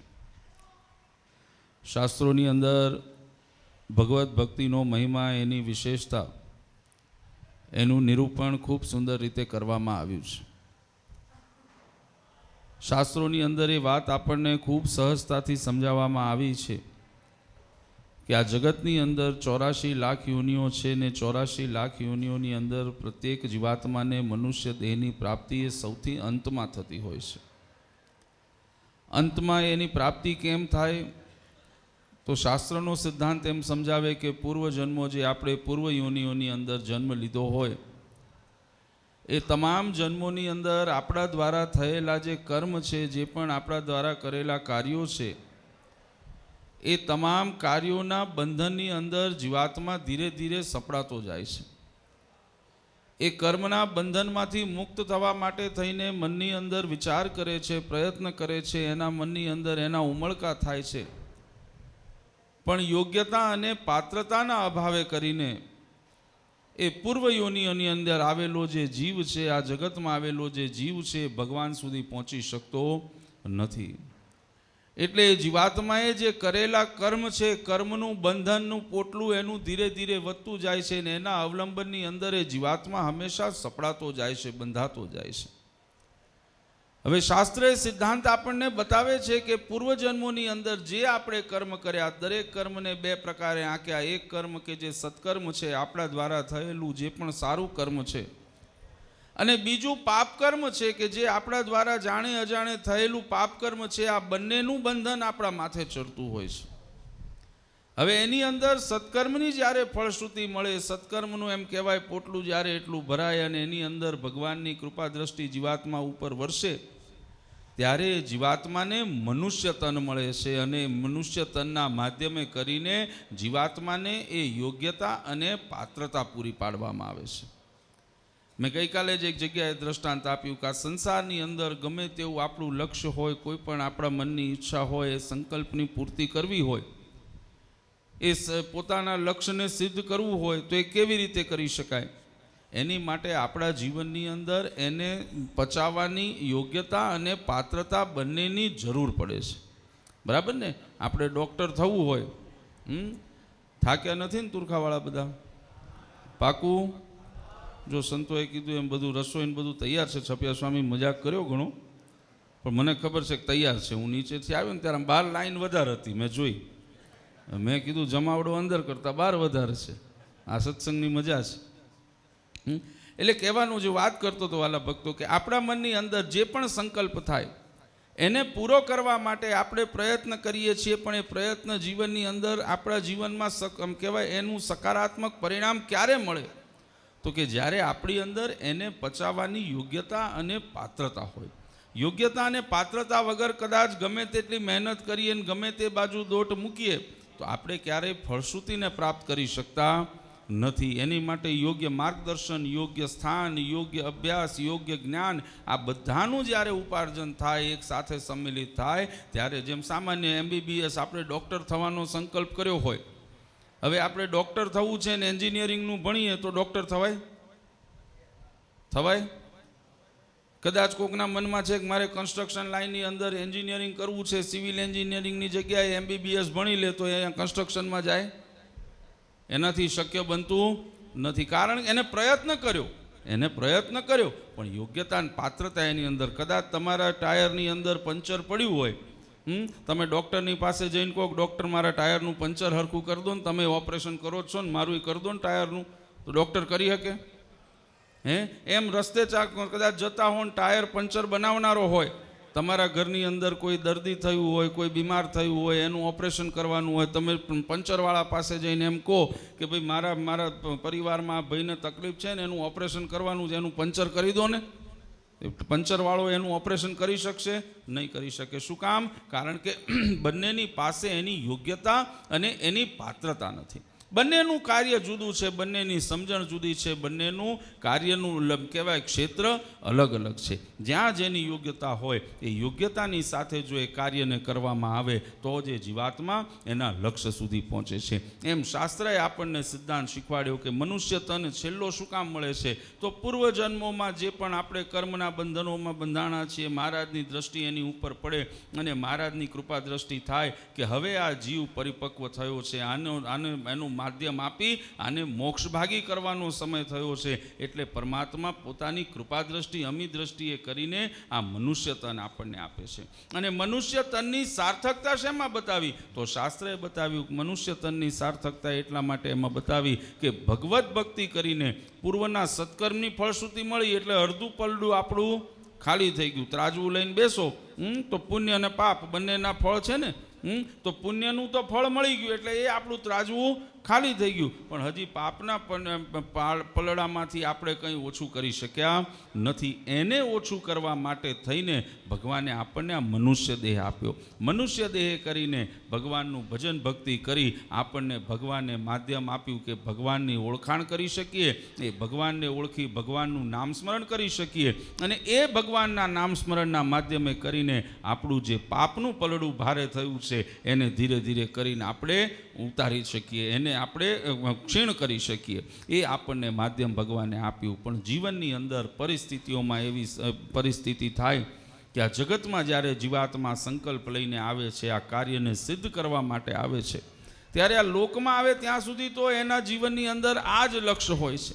પણ આ જગતમાં આવ્યા પછી એ જીવાત્મા એમ કહેવાય જેઓ આ સંસારના વિષયોને, માયાના બંધનો અને એની વચ્ચે આવી જાય એટલે જીવાત્મા પોતાનો માર્ગ ભૂલી, પોતાનું લક્ષ્ય ભૂલી અને બીજા માર્ગે વળી જતો હોય છે.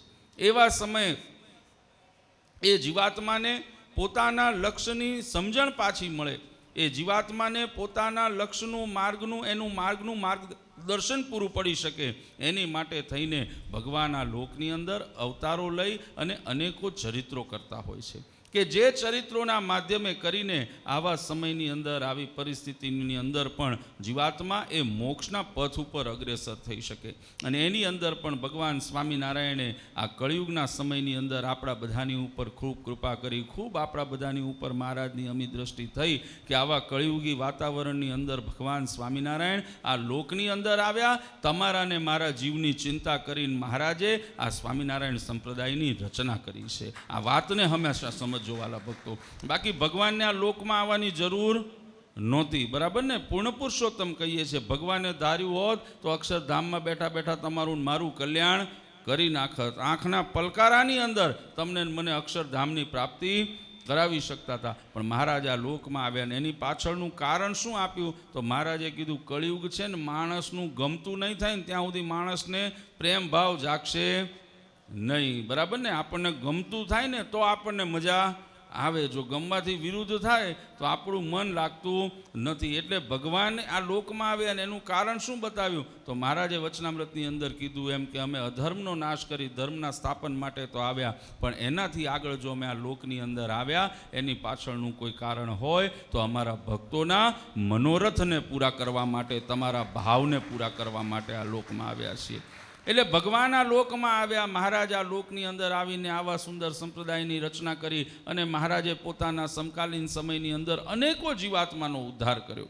એના પછી ભગવાનને વિશેષ ચિંતા થઈ કે જ્યારે આ મનુષ્ય તનનો અમે ત્યાગ કરશું, અમારું મનુષ્ય ચરિત્ર અમે પાછું સંકેલી લેશું, અક્ષરધામ સ્વધામ ગમન કરશું, પછી આ ભક્તોનું શું? તો મહારાજે એની માટે પણ આપણને વ્યવસ્થા કરી આપી. ભગવાન સ્વામિનારાયણે આ કળિયુગની અંદર શાસ્ત્રોના સિદ્ધાંતોને તમારા પ્રમાણે સર્જન કરીને ભગવાને આપણી સમક્ષ મૂક્યા કે શાસ્ત્રનો સિદ્ધાંત એમ બતાવે. પૂર્વ યુગોની અંદર, પૂર્વના ઇતિહાસોની અંદર જુઓ તો ભગવાનની પ્રાપ્તિ જીવાત્માને ક્યારે થાય? તો કે આખા જીવન ધર્મ, ભક્તિ, ભગવાનનું તપસ્યા, વ્રત આદિ જેવા એમ કહેવાય ગહન કાર્યો કરે, કઠણ કાર્યો કરે. એ કાર્ય કર્યા પછી એ જીવાત્માને આ દેહનો ત્યાગ પછી ભગવાનનો સાક્ષાત્કાર થતો હતો. પણ ભગવાન સ્વામિનારાયણે જાણ્યું કે આ કળિયુગનો સત્સંગ છે, આમાં બધા ઢગલો એવા બધા આવશે ને કે જે રાતોરાત ભગવાન થશે. એટલે એમાં આ બધા ડખે ન ચડી જાય. એટલે મહારાજે ચિંતા કરી અને મહારાજે આપણને પહેલો પોતાનો સાક્ષાત્કાર કરાવ્યો. કેવી રીતે? તો મહારાજે આપણને 6 મંદિરોની સ્વહસ્તે બનાવી એ ધરોહર અને પોતાના સ્વરૂપો આપ્યા કે એ સ્વરૂપની અંદર મહારાજ કે અમે હાજરા હજુર હંમેશા બિરાજમાન છીએ. છતે દેહે આપણને પોતાનો સાક્ષાત્કાર કરાવ્યો. એની અંદર પણ મહારાજને થયું, કદાચ મહારાજે કીધું અમે આ 6 મૂળ ધામ બનાવ્યા પણ દરેક ભક્તો નિત્ય ત્યાં ન જઈ શકે, તો મહારાજે એની માટે થઈ ધર્મકુળ પરિવારની સ્થાપના કરી. એ ધર્મકુળ પરિવારના માધ્યમે કરીને ભગવાને આવા દિવ્ય હરિમંદિરોની સ્થાપનાનું મહારાજે કાર્ય કર્યું કે જે મંદિરની અંદર શાસ્ત્રનો સિદ્ધાંત આપણને સમજાવે કે જે દિવસે અહીંયા મૂર્તિનું સ્થાપન થાય ને એની પ્રતિષ્ઠા કરવામાં મહારાજશ્રી દ્વારા આવે, અક્ષરધામના મધ્યમાં બિરાજમાન ભગવાનનું સ્વરૂપ એ સાક્ષાત આવીને મૂર્તિની અંદર બિરાજિત થાય છે. આજનો દિવસ આપણી માટે આનંદનો એટલા માટે છે કે ભગવાને પહેલો આપણને પોતાનો સાક્ષાત્કાર કરાવી દીધો અને પછી મહારાજે કીધું કે હવે તમે ભક્તિના માર્ગ ઉપર તમને ફાવે ને એમ તમે ચાલો. તમે એક ડગલું, કારણ કે શાસ્ત્રોની અંદર મોક્ષની પ્રાપ્તિના અનેકો માધ્યમ છે. એની અંદર સૌથી સરળ અને સહજ માધ્યમ કયું બતાવ્યું? તો વચનામૃતની અંદર મહારાજ કહે છે કે આ જગતમાં આવીને જીવાત્માને જો ભગવાનને રાજી કરતા આવડી જાય ને, ભગવાનનો રાજીપો લેતા આવડી જાય તો એનાથી સહજ મોક્ષનું કોઈ બીજું સાધન નથી. હવે ભગવાનનો રાજીપો લેવો છે તો એના પણ અનેકો માધ્યમ છે. એની અંદર ધૂન, ભજન, કીર્તન, નવદા, ભક્તિ આદિ ઘણા એવા માધ્યમો મહારાજે બતાવ્યા. પણ એ ભક્તિ એ ભગવાનનો રાજીપો પ્રાપ્ત કરવાનું સૌથી સહજ અને સરળ માધ્યમ કયું? તો કે જીવાત્માને આ જગતમાં આવીને ભગવાનની આજ્ઞામાં રહેતા આવડી જાય ને તો ભગવાનની આજ્ઞાએ કરીને જીવાત્મા ભગવાનથી ક્યારેય છેટો થતો નથી. મહારાજે વચનામૃતની અંદર આ વાત કીધી કે કદાચ કોઈ જીવાત્માના જીવનની અંદર, કોઈ ભક્તના જીવનની અંદર કદાચ પંચવર્તમાન કે કોઈ પણ જગ્યાએ ક્યાંય કંઈ ત્રુટિ હોય, પણ એ જીવાત્મા જો અમારી આજ્ઞામાં રહીને જીવન જીવતો હોય, અમારી આજ્ઞામાં રહીને પોતાનું જીવન વ્યતીત કરતો હોય તો અમે ગમે તેટલા આગા હોઈએ, અમારે જરાય ક્યારેય છેટું રહેતું નથી. એ હંમેશા અમારી સમીપની અંદર છે. પણ મહારાજ કહે છે ગમે તેવો મોટો દેખાડો કરતો હોય, મોટી મોટી વાતો કરતો હોય, દાન પુણ્ય કરતો હોય, બધા જ ધર્મના આચરણ કરવાના આડંબર કરતો હોય, પણ જો અમારી આજ્ઞાની અંદર ન હોય, અમારા આજ્ઞાના અવલંબનની અંદર ન હોય તો કદાચ અમારી ભેગો બેઠો હોય ને તોય અમારે એને ગૌનું છેટું છે, અમે ક્યારેય એની ઉપર રાજી થતા નથી. એટલે ભગવાનની આજ્ઞાનું માધ્યમ ભગવાને આપણને આપ્યું અને આજ્ઞાના માધ્યમે કરીને ભગવાને આપણના જીવનની અંદર આપણને સામર્થ્ય આપી છે. એનો એ બહુ જીવનની અંદર આપણને ઉપયોગિતા આપી છે કે ભગવાનની આજ્ઞાની તાકાત કેવી છે. ભગવાનની આજ્ઞામાં જો રહીએ તો બહુ સુંદર એક નાનકડો પ્રસંગ તમને બધાને કહું કે આપણે બધા આ કળિયુગની અંદર જો સુરક્ષિત રહેવું હોય, આપણા જીવનની અંદર સુખ શાંતિની અનુભૂતિ કરવી હોય અને જીવનની અંદર ભગવાનનો રાજીપો પ્રાપ્ત કરવો હોય તો ભગવાનની આજ્ઞામાં રહેવું. બાકી મેં કીધું એમ કે ભગવાન નજીક હોય ને તોય ભગવાન, જો આપણે આજ્ઞા બહાર હોઈએ ને તો રોજ જોડે લઈને બેસીએ ને ભગવાનને તોય ભગવાન આપણી પાસે રહેતા નથી. પણ જો ભગવાનની આજ્ઞામાં હોય કદાચ હું કહું પરદેશમાં હો ને તો એ મહારાજ મારો દાદો એ દિવ્ય રૂપે હાજરો હજુર તમારી સેવામાં તમારી સુરક્ષાની અંદર એ ભગવાન હાજરા હજુર ત્યાં રહેશે, એમાં ક્યારેય સંશય થતો નથી. સંપ્રદાયનો બહુ સુંદર પ્રસંગ છે, ઇતિહાસ છે આપણા સંપ્રદાયનો. આજ્ઞા માટેનો વાત કરું વાલા ભક્તો, કારણ કે આ કળિયુગની અંદર એને સમજવું જરૂરી છે.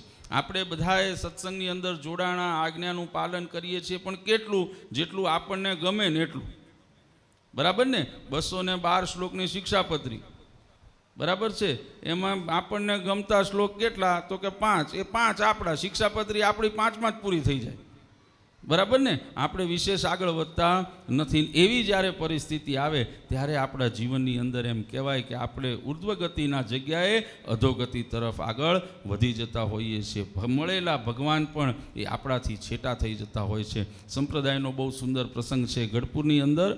આપણે ત્યાં બહુ સુંદર આ કથા વાર્તાની અંદર તમે બધાએ પ્રસંગ સાંભળ્યો હશે કે ભગુજી કરીને ભગવાનના એક બહુ સારા ભક્ત હતા. હવે એની અંદર એક વખત પ્રસંગ એવો થયો ખબડ મતારાની સાથે, હું બહુ ઊંડાણમાં નથી જતો, તમે બધાએ પ્રસંગ સાંભળેલો છે એટલે સંક્ષિપ્તની અંદર સમજાવું છું કે ખબડ અને મતારાની સાથે યુદ્ધ કરતાં કરતાં ભગુજીની એમ કહેવાય એમના શરીર ઉપર ઘા વાગ્યો. ઘા બહુ અઘરો હતો, ઊંડો હતો, એટલે ભગુજીને ત્યાં ગઢપુરની અંદર દાદાના દરબારમાં લાવવામાં આવ્યા અને એની અંદર એક ઓરડાની અંદર સુડાવવામાં આવ્યા. મહારાજ આવ્યા, મહારાજે ભગુજીની ખબર જોઈ, એમનું તબિયત જોઈ અને મહારાજ ત્યાંથી બહાર નીકળતા હતા. એ વખતે ત્યાં સચ્ચિદાનંદ સ્વામી કરીને ભગવાનના સમયના એક નંદ સંત હતા, બહુ સમર્થ સંત હતા, યોગનિષ્ઠ સંત હતા. હવે સચ્ચિદાનંદ સ્વામીને મહારાજે જોયા એટલે સચ્ચિદાનંદ સ્વામીને મહારાજે આજ્ઞા કરી કે ભગુજીનું આયુષ્ય હવે પૂરું થઈ ગયું છે, બરાબર ને?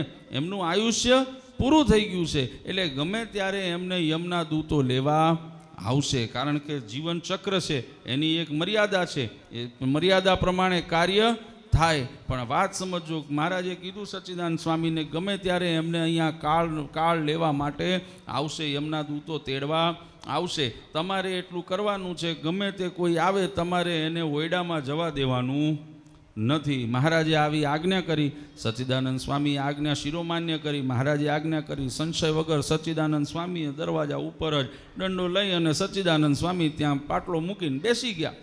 હવે બેઠા ને થોડી વાર થોડો સમય થયો અને એમ કહેવાય યમના દૂતો ત્યાં આવ્યા એટલે જેવા ઓરડા નજીક આવ્યા, ભગુજીનું આયુષ્ય પૂરું થઈ ગયું હતું. સચ્ચિદાનંદ સ્વામીએ જોયું કે યમના દૂતો આવ્યા છે. સચ્ચિદાનંદ સ્વામીએ યમના દૂતોને પ્રશ્ન કર્યું, કોણ તમે?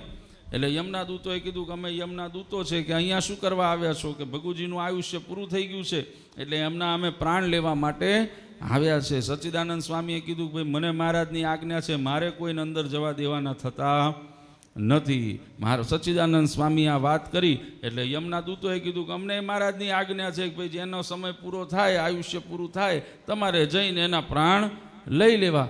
સચ્ચિદાનંદ સ્વામીએ કીધું મને તો આજ્ઞા મહારાજ કરીને ગયા છે એટલે હું અંદર જવા દઈશ નહીં. થોડીક વારની વાતચીત થઈને પછી યમના દૂતોએ જબરદસ્તી કરીને એમ કહેવાય ઓયડામાં પ્રવેશ કરવાનો પ્રયત્ન કર્યો. સંપ્રદાયનો ઇતિહાસ એમ કહે છે કે એ વખતે સચ્ચિદાનંદ સ્વામીએ બેઠા બેઠા પોતાના હાથનો એક લાફો એ યમના દૂતના મોઢા પર માર્યો ને યમના દૂતનું મોઢું ફેરવી નાખ્યું હતું. એ કાળનું એમને મોઢું ફેરવી નાખ્યું હતું.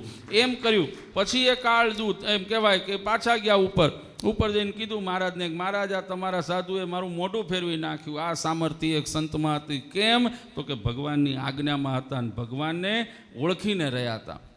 એટલે ભગવાનની આજ્ઞામાં હતા એટલે કીધું મોઢું ફેરવી નાખ્યું. એટલે કે હવે હું શું કરું કે તમારી જ આજ્ઞા હતી પ્રાણ. એટલે પછી મહારાજે કીધું તારે છે ને મારા સત્સંગીની આજુબાજુ ભટકવા જવું નહીં, મારા સંતો જઈને લઈ આવશે અને તમે ચિંતા કરશો નહીં. હવે કે આ મોઢું ફેરવી નાખ્યું એનું શું? એટલે મહારાજે કીધું પાછો જા, જેને ફેરવ્યું છે ને એને જ કે બીજા ગાલે આપશે એટલે પાછું હરખું થઈ જશે. પાછો યમનો દૂત નીચે આવ્યો, સચ્ચિદાનંદ સ્વામી પાસે આવ્યો. સચ્ચિદાનંદ સ્વામીને કીધું કે હવે આ ફેરવ્યું છે, બીજા ગાલે જરાક પરચો બતાવો તો પાછો હું લેવલમાં આવી જાઉં.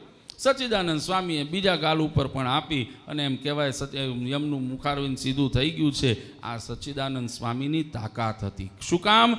ભગવાનની આજ્ઞામાં હતા, ભગવાનને ઓળખીને ભગવાનના થઈને રહ્યા હતા. હવે એ જ સચ્ચિદાનંદ સ્વામીનો બીજો એક ઇતિહાસ આપણા સંપ્રદાયની અંદર છે. ભગવાન સ્વામિનારાયણ જ્યારે સ્વધામ ગમન કરવાના હતા, એ ભગવાન સ્વામિનારાયણે સ્વધામ ગમન પહેલાં દરેક સંતો ભક્તો પાર્ષદોને બધાને પોતાની પાસે બોલાવી પગ ઉપર પગ પગ ઉપર હાથ મુકાવી અને મહારાજે સોગંદ ખવડાયા હતા. મહારાજે કીધું કે અમે આ દેહનો ત્યાગ કરીએ પછી કોઈએ આપઘાત કે કોઈએ અમારી પાછળ એવી કોઈ ક્રિયા કરવી નહીં. હવે એની અંદર પ્રસંગ એમ થયો કે મહારાજે જ્યારે સ્વધામ ગમનનો નિર્ણય કર્યો એના પછી મહારાજે મંદવાડ ગ્રહણ કર્યો. મહારાજની તબિયત નાદુરસ્ત થઈ. મહારાજે એમ કહેવાય ઠાળ આદિ ગ્રહણ કરવાનું છોડી દીધું. સચ્ચિદાનંદ સ્વામીએ આ બધું જોયું. સચ્ચિદાનંદ સ્વામી મેં કીધું એમ યોગનિષ્ઠ હતા એટલે પોતાના યોગના બળે કરીને સમાધિ કરી અને સચ્ચિદાનંદ સ્વામી અક્ષરધામમાં ગયા. આ વાત સમજો વાલા ભક્તો મારી. સચ્ચિદાનંદ સ્વામી અક્ષરધામની અંદર ગયા. અક્ષરધામમાં જઈને ત્યાં જઈને તપાસ કરી કે ભાઈ આ બધી અક્ષરધામમાં જેવા પહોંચ્યા એટલે જોયું કે અક્ષરધામની અંદર તૈયારીઓ ચાલતી હતી. એટલે સચ્ચિદાનંદ સ્વામીએ ત્યાં રહેલા જે પાર્ષદો હતા એ બધાને પ્રશ્ન કર્યો કે આ તૈયારીઓ શેની છે? એટલે પાર્ષદો અને ભક્તો જે હતા એમને કીધું કે અમારા નાથ ભગવાન સ્વામિનારાયણ પાછા સ્વધામ આવવાના છે, આ બધી એમના સ્વાગતની તૈયારીઓ છે. સચ્ચિદાનંદ સ્વામી આ વાત સાંભળી એટલે એમને થયું કે આ મહારાજ હવે લીલા કરે છે, નીચે કોઈને કહેતા નથી કે હું જવાનો છું, હું સ્વધામ ગમનની તૈયારી કરું છું, પણ એ માત્ર લીલા કરી રહ્યા છે ને એ કયા વગર એ અમને છોડીને જતા રહેશે.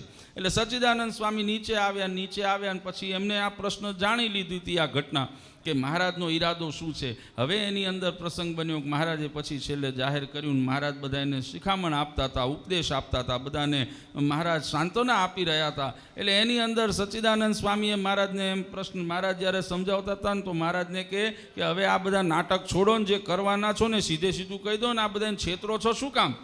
એટલે મહારાજે એ જ સમયે પ્રતિજ્ઞા લેવડાવી હતી. એટલે મહારાજે એ વખતે સચ્ચિદાનંદ સ્વામીને કીધું કે આજે મેં પ્રતિજ્ઞા લેવડાવી છે, આ બધા ભક્તો માટે છે, પાજી તારી માટે નથી. મહારાજે શું કીધું કે પાજી તારી માટે નથી. મહારાજ અંતર્યામી સ્વરૂપે જાણતા હતા કે ઉપર જઈ આવ્યા છે. હવે એ વખતે ગયા ત્યારે સચ્ચિદાનંદ સ્વામી ઉપર એમ કહેવાય જે પાર્ષદો હતો એમની સાથે સાંઠગાંઠ કરીને આવ્યા કે મહારાજની સાથે જો કદાચ હું ઉપર આવું તો મને તમે બધા અહીંયા રાખશો? અને પાર્ષદોને એમ કે ભગવાનના નંદ સંત છે, ભગવાનની સેવામાં રહે છે, મહારાજના આજ્ઞામાં રહે છે, ભગવાનનો રાજીપો પ્રાપ્ત છે. મેં એમને કીધું કે હા ચોક્કસ તમે આવજો, અમે તમને પણ અહીંયા આશરો આપશું, તમને પણ અહીંયા અમે રાખીશું. મહારાજે આ લીલા પૂર્ણ કરીને મહારાજ એમ કહેવાય સ્વધામ ગમન કર્યું. પ્રસંગ બહુ વિસ્તૃત છે, હું સંક્ષિપ્તની અંદર કહું છું. મહારાજે સ્વધામ ગમન કર્યું પછી મહારાજે બધાને આજ્ઞા કરી હતી એમ બધાએ પોતાના મનને મક્કમ કરીને કોઈ આડું પગલું ભર્યું નહીં. પણ સચ્ચિદાનંદ સ્વામી હતા, મેં કીધું એમ યોગનો એને અભ્યાસ હતો. યોગ અભ્યાસના બળે કરીને એમ કહેવાય સચ્ચિદાનંદ સ્વામીએ પોતાના નાડી પ્રાણ તોડી નાખ્યા છે. એટલે શરીરને આખું છિન્ન ભિન્ન કરી નાખ્યું. પોતાના નાડી પ્રાણ તોડી અને પોતે એમ કહેવાય ભગવાનની સાથે સાથે અક્ષરધામની અંદર ગયા છે. હવે મહારાજ પહોંચે ને એની પહેલા સચ્ચિદાનંદ સ્વામી ત્યાં પહોંચી ગયા. હવે પહોંચી તો ગયા, પાર્ષદો જોડે વાત કરી હતી. પાર્ષદો એમ કહેવાય સચ્ચિદાનંદ સ્વામીને અંદર લઈ પણ લીધા. સચ્ચિદાનંદ સ્વામી ગયા અને મહારાજના સિંહાસનની પાછળ જઈને ઊભા રહી ગયા. મહારાજ અંતર્યામી સ્વરૂપે જાણતા હતા. મહારાજ જેવા ત્યાં પહોંચ્યા અક્ષરધામની અંદર, અક્ષરધામમાં ગયા, એમનું સ્વાગત થયું. મહારાજ જઈને પોતાના સિંહાસન ઉપર બિરાજમાન થયા અને બિરાજમાન થઈને મહારાજે કીધું કે અક્ષરધામની અંદર એક ચોર આવ્યો છે.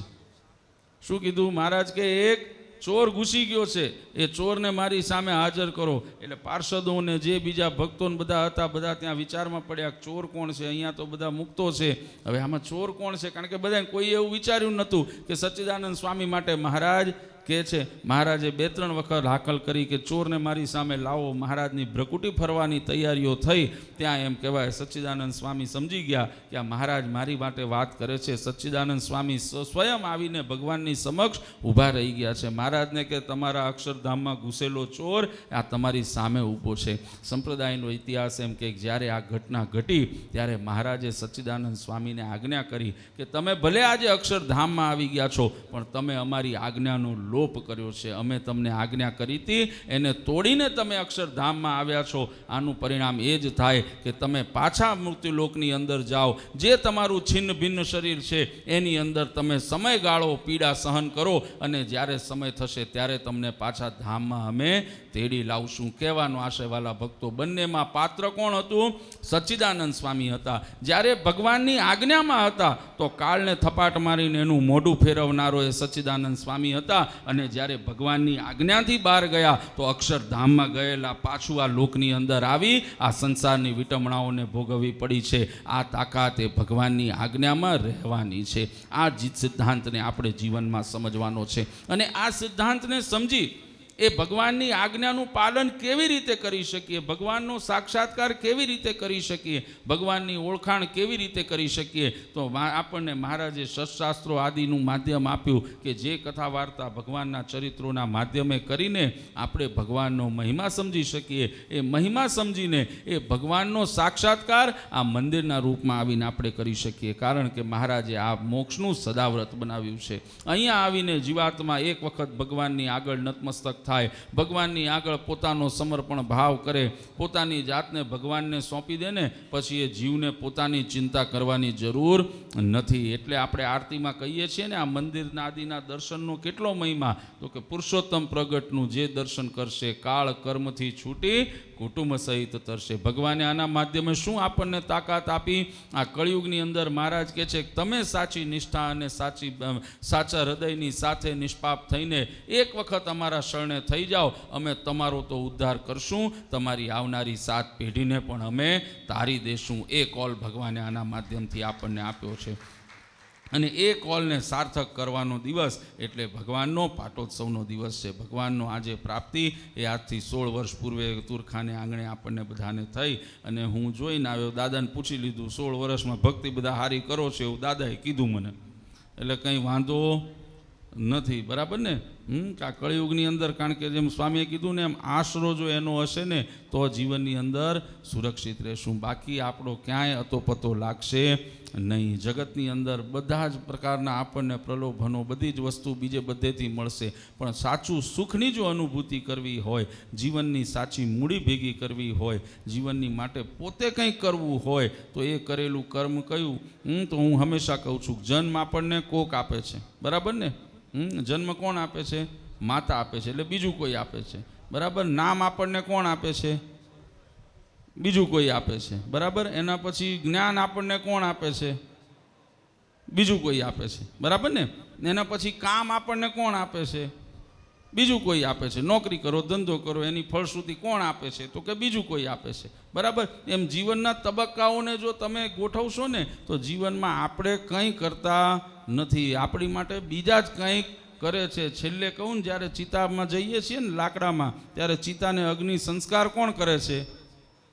એ બીજું કરે છે. એમાં આપણે કંઈ આમાં બીજું કરતા નથી. બીજું કે આ જગતની અંદર આ લોકના વિષયો જે આપણે મહેનત કરીને એમ માનીએ છીએ કે મારું છે, ભેગું કરીએ, એમાંથી કંઈ આપણી સાથે જતું નથી. હું હંમેશા કહું છું કદાચ 2 બંગલા, 25 કરોડ એટલે 5 કરોડ રૂપિયા, 10-12 ગાડીઓના જગતની મોટાઈ માન બધું ભેગું કર્યું હશે, પણ જે દિવસ આ પંચભૌતિક દેહ છૂટશે ને પછી એમાંથી કંઈ તમારું કહેવાશે નહીં. આજે તો હજી અગ્નિને સંસ્કાર થયો હશે, અગ્નિ સંસ્કાર, અને બીજે દિવસે થશે કે 2.5 કરોડ તારા ને 2.5 મારા, 2 ગાડીઓ તારીને 2 મારી, 2 બંગલા તારા ને 2 મારા, એમાં કંઈ આપણું રહેતું નથી. તો આ સંસારની અંદર આપણે કર્યું ને આપણી માટે કરેલું કેવું કર્મ છે? તો કે તમારી ભક્તિને તમારાથી કોઈ જુદી કરી શકતું નથી. આ ભક્તિનું કામ છે કે જે તમે કરો છો અને તમે જ કરો છો, એમાં કોઈ બીજું ભળતું નથી. એ તમારો સીધો ભગવાન સાથેનો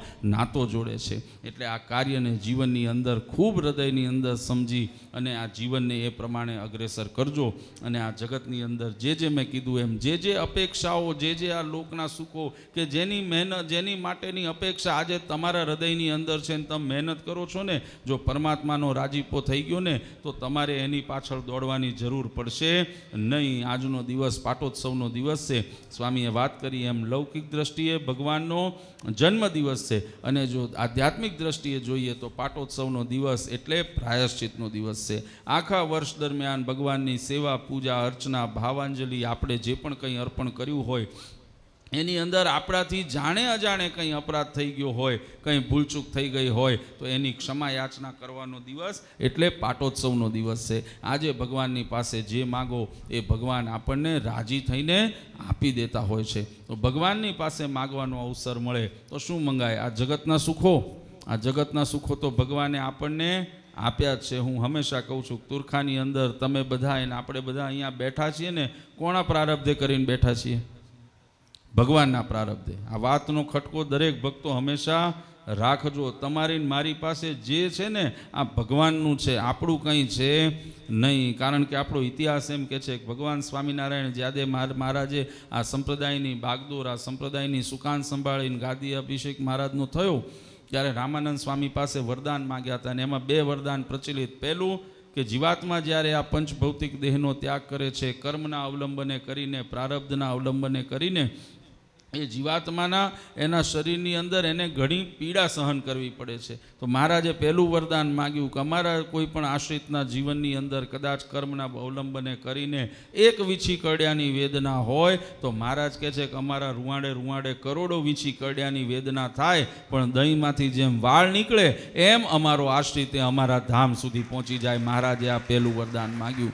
અને બીજું વરદાન ભગવાને શું માગ્યું? મહારાજે કીધું કે અમારા આશ્રિતના ભાગ્યની અંદર, પ્રારબ્ધની અંદર કદાચ કર્મના બંધનના અવલંબને કરીને રામપાત્ર લખાણું હોય તો મહારાજ કહે છે કે રામપાત્ર અમને મળે અને અમારા પ્રારબ્ધે કરીને અમારો સત્સંગી અન્ન વસ્ત્ર ધને કરીને ક્યારેય દુખ્યો ન થાય. એ સિદ્ધાંતને જો જોઈએ તો તમારા ને મારા ભાગમાં શું હતું?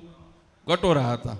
બરાબર ને? આપણે તો અહીંયા તુરખા મંદિરની બહાર લાઈનમાં બેહવાનો વારો આવત, પણ ભગવાનનું પ્રારબ્ધ ભગવાને આપણને આપ્યું. મહારાજે આપણી ઉપર કૃપા કરીને એટલે સરસ મજાના હોલની અંદર બેસી અને આપણે ભગવાનનું આજે ભજન કીર્તન કરી શકીએ છીએ, ભગવાનની ભક્તિ એ કરી શકીએ છીએ. એટલે તમામ વસ્તુ આ લોકના સુખો એ ભગવાને આપણને આપ્યા છે. ભગવાનની પાસે માગવાનો અવસર મળ્યો હોય તો આજે ભગવાનની પાસે એ માંગજો કે હે મહારાજ, જો અમારી ઉપર રાજી થયા હો ને અમને કંઈ આપવું હોય તો એ જ આશીર્વાદ આપો કે જ્યાં સુધી આ શરીરની અંદર એમ કહેવાય જીવ છે, આ શરીરની અંદર પ્રાણ છે, શ્વાસ છે, રુધિર છે, ત્યાં સુધી અમારું જીવન એ આપની આજ્ઞા અને આપણા બાંધેલા મર્યાદા અને સિદ્ધાંતો પ્રમાણે અમે જીવી શકીએ. એમાં ક્યારેય આગા પાછા થઈએ નહીં. આપે બતાવેલી લીટી ઉપર અમારું જીવન અમે ચાલી શકીએ, એને અગ્રેસર કરી શકીએ. અને આટલું જો કરી લેશું ને, અને આટલી કૃપા દ્રષ્ટિ જો ભગવાને આપણી ઉપર કરી દીધી ને, તો વાલા ભક્તો હું ખાતરી આપું છું કે છતે દેહે આ લોકના સુખોની તો પ્રાપ્તિ કરશો, પણ છતે દેહે પરલોકના સુખોને પણ તમે અહીંયાથી સિદ્ધ કરી લેશો, એમાં કોઈ શંકાને સ્થાન નથી. એટલે આજનો દિવસ આપણા બધાની માટે આનંદનો છે. અને મેં કીધું એમ સંતોએ બધાએ વાતો ઘણી કરી. મને માંદો નહોતું લાગતું ને તોય મને લગાડી દીધું. આજે મને નથી લાગતું એમ, હું ફીલ નથી કરતો બહુ.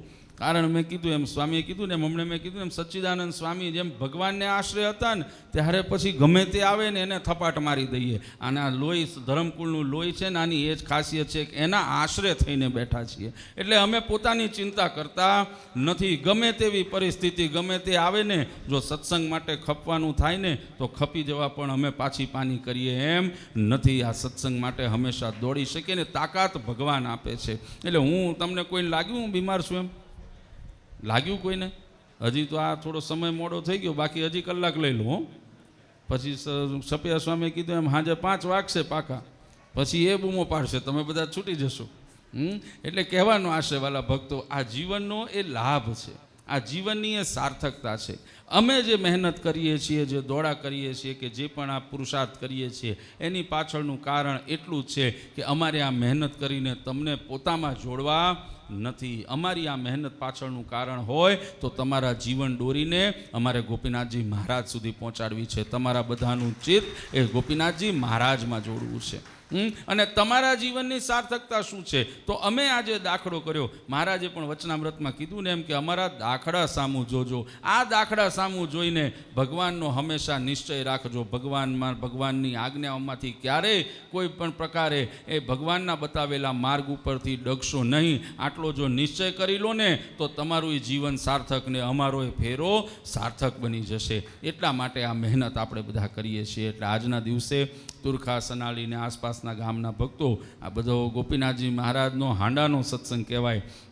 અને ગોપીનાથજી મહારાજની હંમેશા આમી દ્રષ્ટિની અંદર રહેલો સત્સંગ છે, સેવાભાવી સત્સંગ છે. એટલે આ બધાને સારી રીતે અમે જાણીએ છીએ. એટલે આજના દિવસે ભગવાનના ચરણોમાં અમે પ્રાર્થના કરીએ કે અમારા આ વિસ્તારના તમામ ભક્તોને, વિશેષ કરીને તુરખા ગામના તમામ ભક્તોને, યજમાનોને, જે પણ ભક્તોએ આની અંદર તન મન ધને કરીને આ ઉત્સવને સંપન્ન કરવા માટે થઈને પોતાનું યોગદાન આપ્યું છે, ભગવાન શ્રીહરિના ચરણોમાં, ગઢપુરપતિ ગોપીનાથજી મહારાજના ચરણોમાં આજના દિવસે પ્રાર્થના કરું એ તમામના જીવનનું મંગળ ભગવાન કરે. એ તમામના જીવનની અંદર કોઈ પણ પ્રકારની આદિ વ્યાધિ કે ઉપાધિ હોય, ભગવાન એ ત્રિવિધ તાપમાંથી સૌને મુક્તિ પ્રદાન કરે. તમારા સૌનો ભક્તિનો માર્ગ એ હંમેશા આવો ને આવો નિષ્કંટક રહે. આવા ને આવા હર્ષોલ્લાસ અને ઉમંગની સાથે હંમેશા આમ જ ભગવાનની આજ્ઞા પ્રમાણે, જે પ્રમાણે આજે અક્ષરધામ એમ કહેવાય ને કે આ ભગવાન અક્ષરધામ, આપણે અહીંયા આ તુરખા ગામની અંદર આ દિવ્ય સભાને માણી રહ્યા છીએ. ભગવાનના ચરણોમાં પ્રાર્થના કરું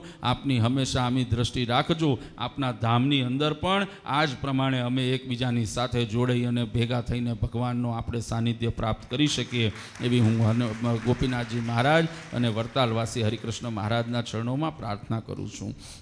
અને અંતમાં અમારા સમગ્ર ધર્મકુળ પરિવાર, પરમ પૂજ્યપાદ સનાતન ધર્મ ધુરંધર 1008 આચાર્ય શ્રી અજેન્દ્ર પ્રસાદજી મહારાજ, પરમ પૂજ્ય અસૌ ગાદીવાળા માતુશ્રી, પરમ પૂજ્યપાદ મોટાભાઈ શ્રી નુગેન્દ્ર પ્રસાદજી મહારાજ. કૈવલ્ય સ્વામીએ બહુ સુંદર વાત કરી કે કાર્યની વ્યસ્તતા ને બધું હતું ને એના કારણે લાલજી મહારાજને એકલારા ને એ બાજુનો કાર્યક્રમ થયો. પણ હું હંમેશા કહું છું, જે જેના ભાગમાં હોય ને એને જ મળે, સમજી લેવું, બરાબર છે ને? જે જેના ભાગનું હોય એને મળે. અને ભગવાને આજનો દિવસ આપણા બંનેની માટે લખ્યો તો, નિર્ધારિત કર્યો તો. એટલે આ દિવસની વિશેષતા માત્ર તમારી માટે છે એવું નહીં, અમારી માટે પણ છે. કારણ કે આ તુરખાનો સત્સંગ, આ તુરખાનો પાટોત્સવ, આજનો દિવ્ય ઉત્સવ, આ દિવ્ય કથા વાર્તા, આનો એક ક્ષણ જો તમને યાદ આવી ગયો ને તો હું ખાતરી આપું છું એ ક્ષણના માધ્યમે કરીને ભગવાનની સ્મૃતિ થશે. મારો બાપ વિમાન લઈને તમને લેવા આવશે ને આવશે, એમાં કોઈ શંકાને સ્થાન નથી. અને એનાથી વિશેષ હું કહીશ કે એનો આનંદ અમને એ છે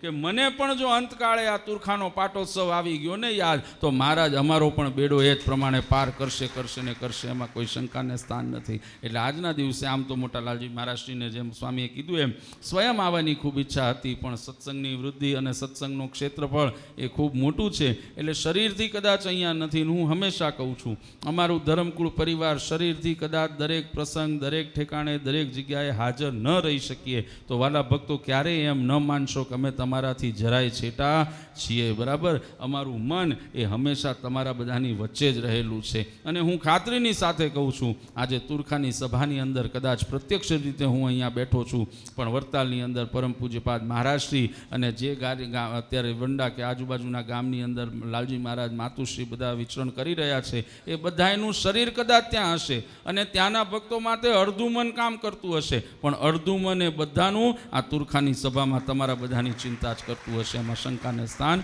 નથી. એટલે આ ભાવ એકબીજા પ્રત્યે છે. એટલે ભગવાનના ચરણોમાં પ્રાર્થના કરું. અમારા સમગ્ર ધર્મકુળ પરિવાર, અમારા બંને બાળલાલજી, યજ્ઞેન્દ્ર પ્રસાદજી, દિગ્વિજેન્દ્ર પ્રસાદજી મહારાજ વતી અહીંયા ઉપસ્થિત તમામ ભક્તોને આજના દિવ્ય પાટોત્સવ પ્રસંગના અંતરથી ખૂબ ખૂબ અભિનંદન અને વધામણા આપું છું. સર્વનું જીવન મંગળમય થાય, સર્વ જીવનમાં ખૂબ સુખ્યા થાવ એવા અંતરના શુભાશીર્વાદ આપી મારી વાણીને વિરામ આપું છું. સહજાન સ્વામી મહારાજ. લાલજી મહારાજશ્રીએ રોડ આશીર્વાદ પાઠવ્યા. ખાસ વાલા ભક્તો, આજે લાલજી મહારાજે આશીર્વાદ પાઠવ્યા છે. હજી કાલ લઈને પ્રમદી પુનઃ પાછા લાલજી મહારાજ અહીંયા શંકરપરા સ્વામિનારાયણ મંદિરના 14મા પાટોત્સવ મુકામે પધારવાના છે. અને સમગ્ર શંકરપરા બોટાદ સત્સંગ સમાજ વતી પણ તમામ ભક્તોને સવારે 9 થી 12 વાગ્યા સુધી પધારવા માટેનું ખાસ આમંત્રણ છે. પૂજ્ય કેવલ્ય સ્વામી ત્યાં બિરાજે છે. એટલે આજે આપણે ઝાઝા એમને ન સાંભળ્યા, પણ તે દી બધા આવી જાજો.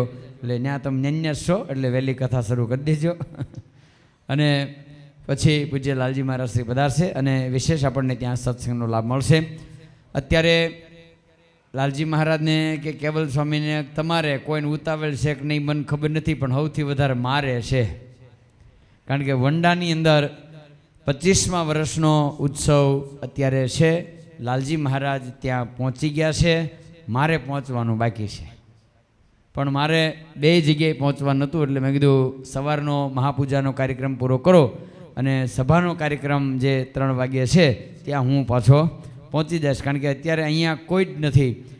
આપણા પદયાત્રાની અંદર અત્યારે લગભગ આપણી પાસે સંતો પાર્ષદો થઈને 100ની આજુબાજુનો આંકડો છે.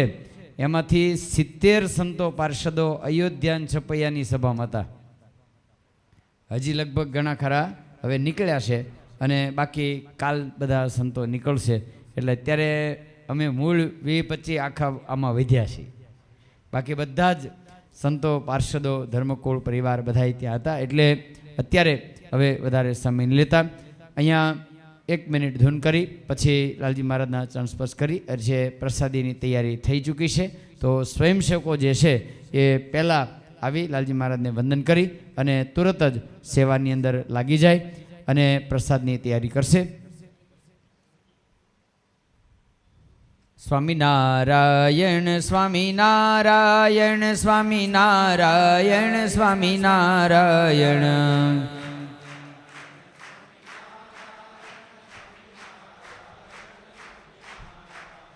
સ્વામિનારાયણ સ્વામિનારાયણ સ્વામિનારાયણ સ્વામિનારાયણ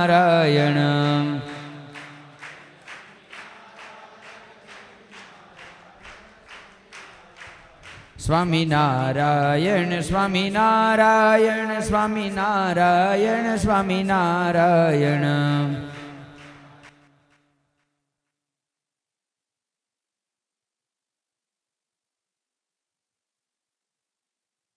નારાયણ સ્વામિનારાયણ સ્વામિનારાયણ સ્વામિનારાયણ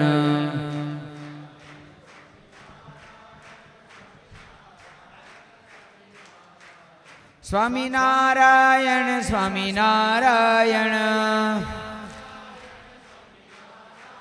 સ્વામિનારાયણ સ્વામિનારાયણ સ્વામિનારાયણ સ્વામિનારાયણ સહજાન સ્વામી મહારાજ. હવે દરેક મહેમાનો પણ અહીંયા લાલજી મહારાજને વંદન કરવા માટે આવશે.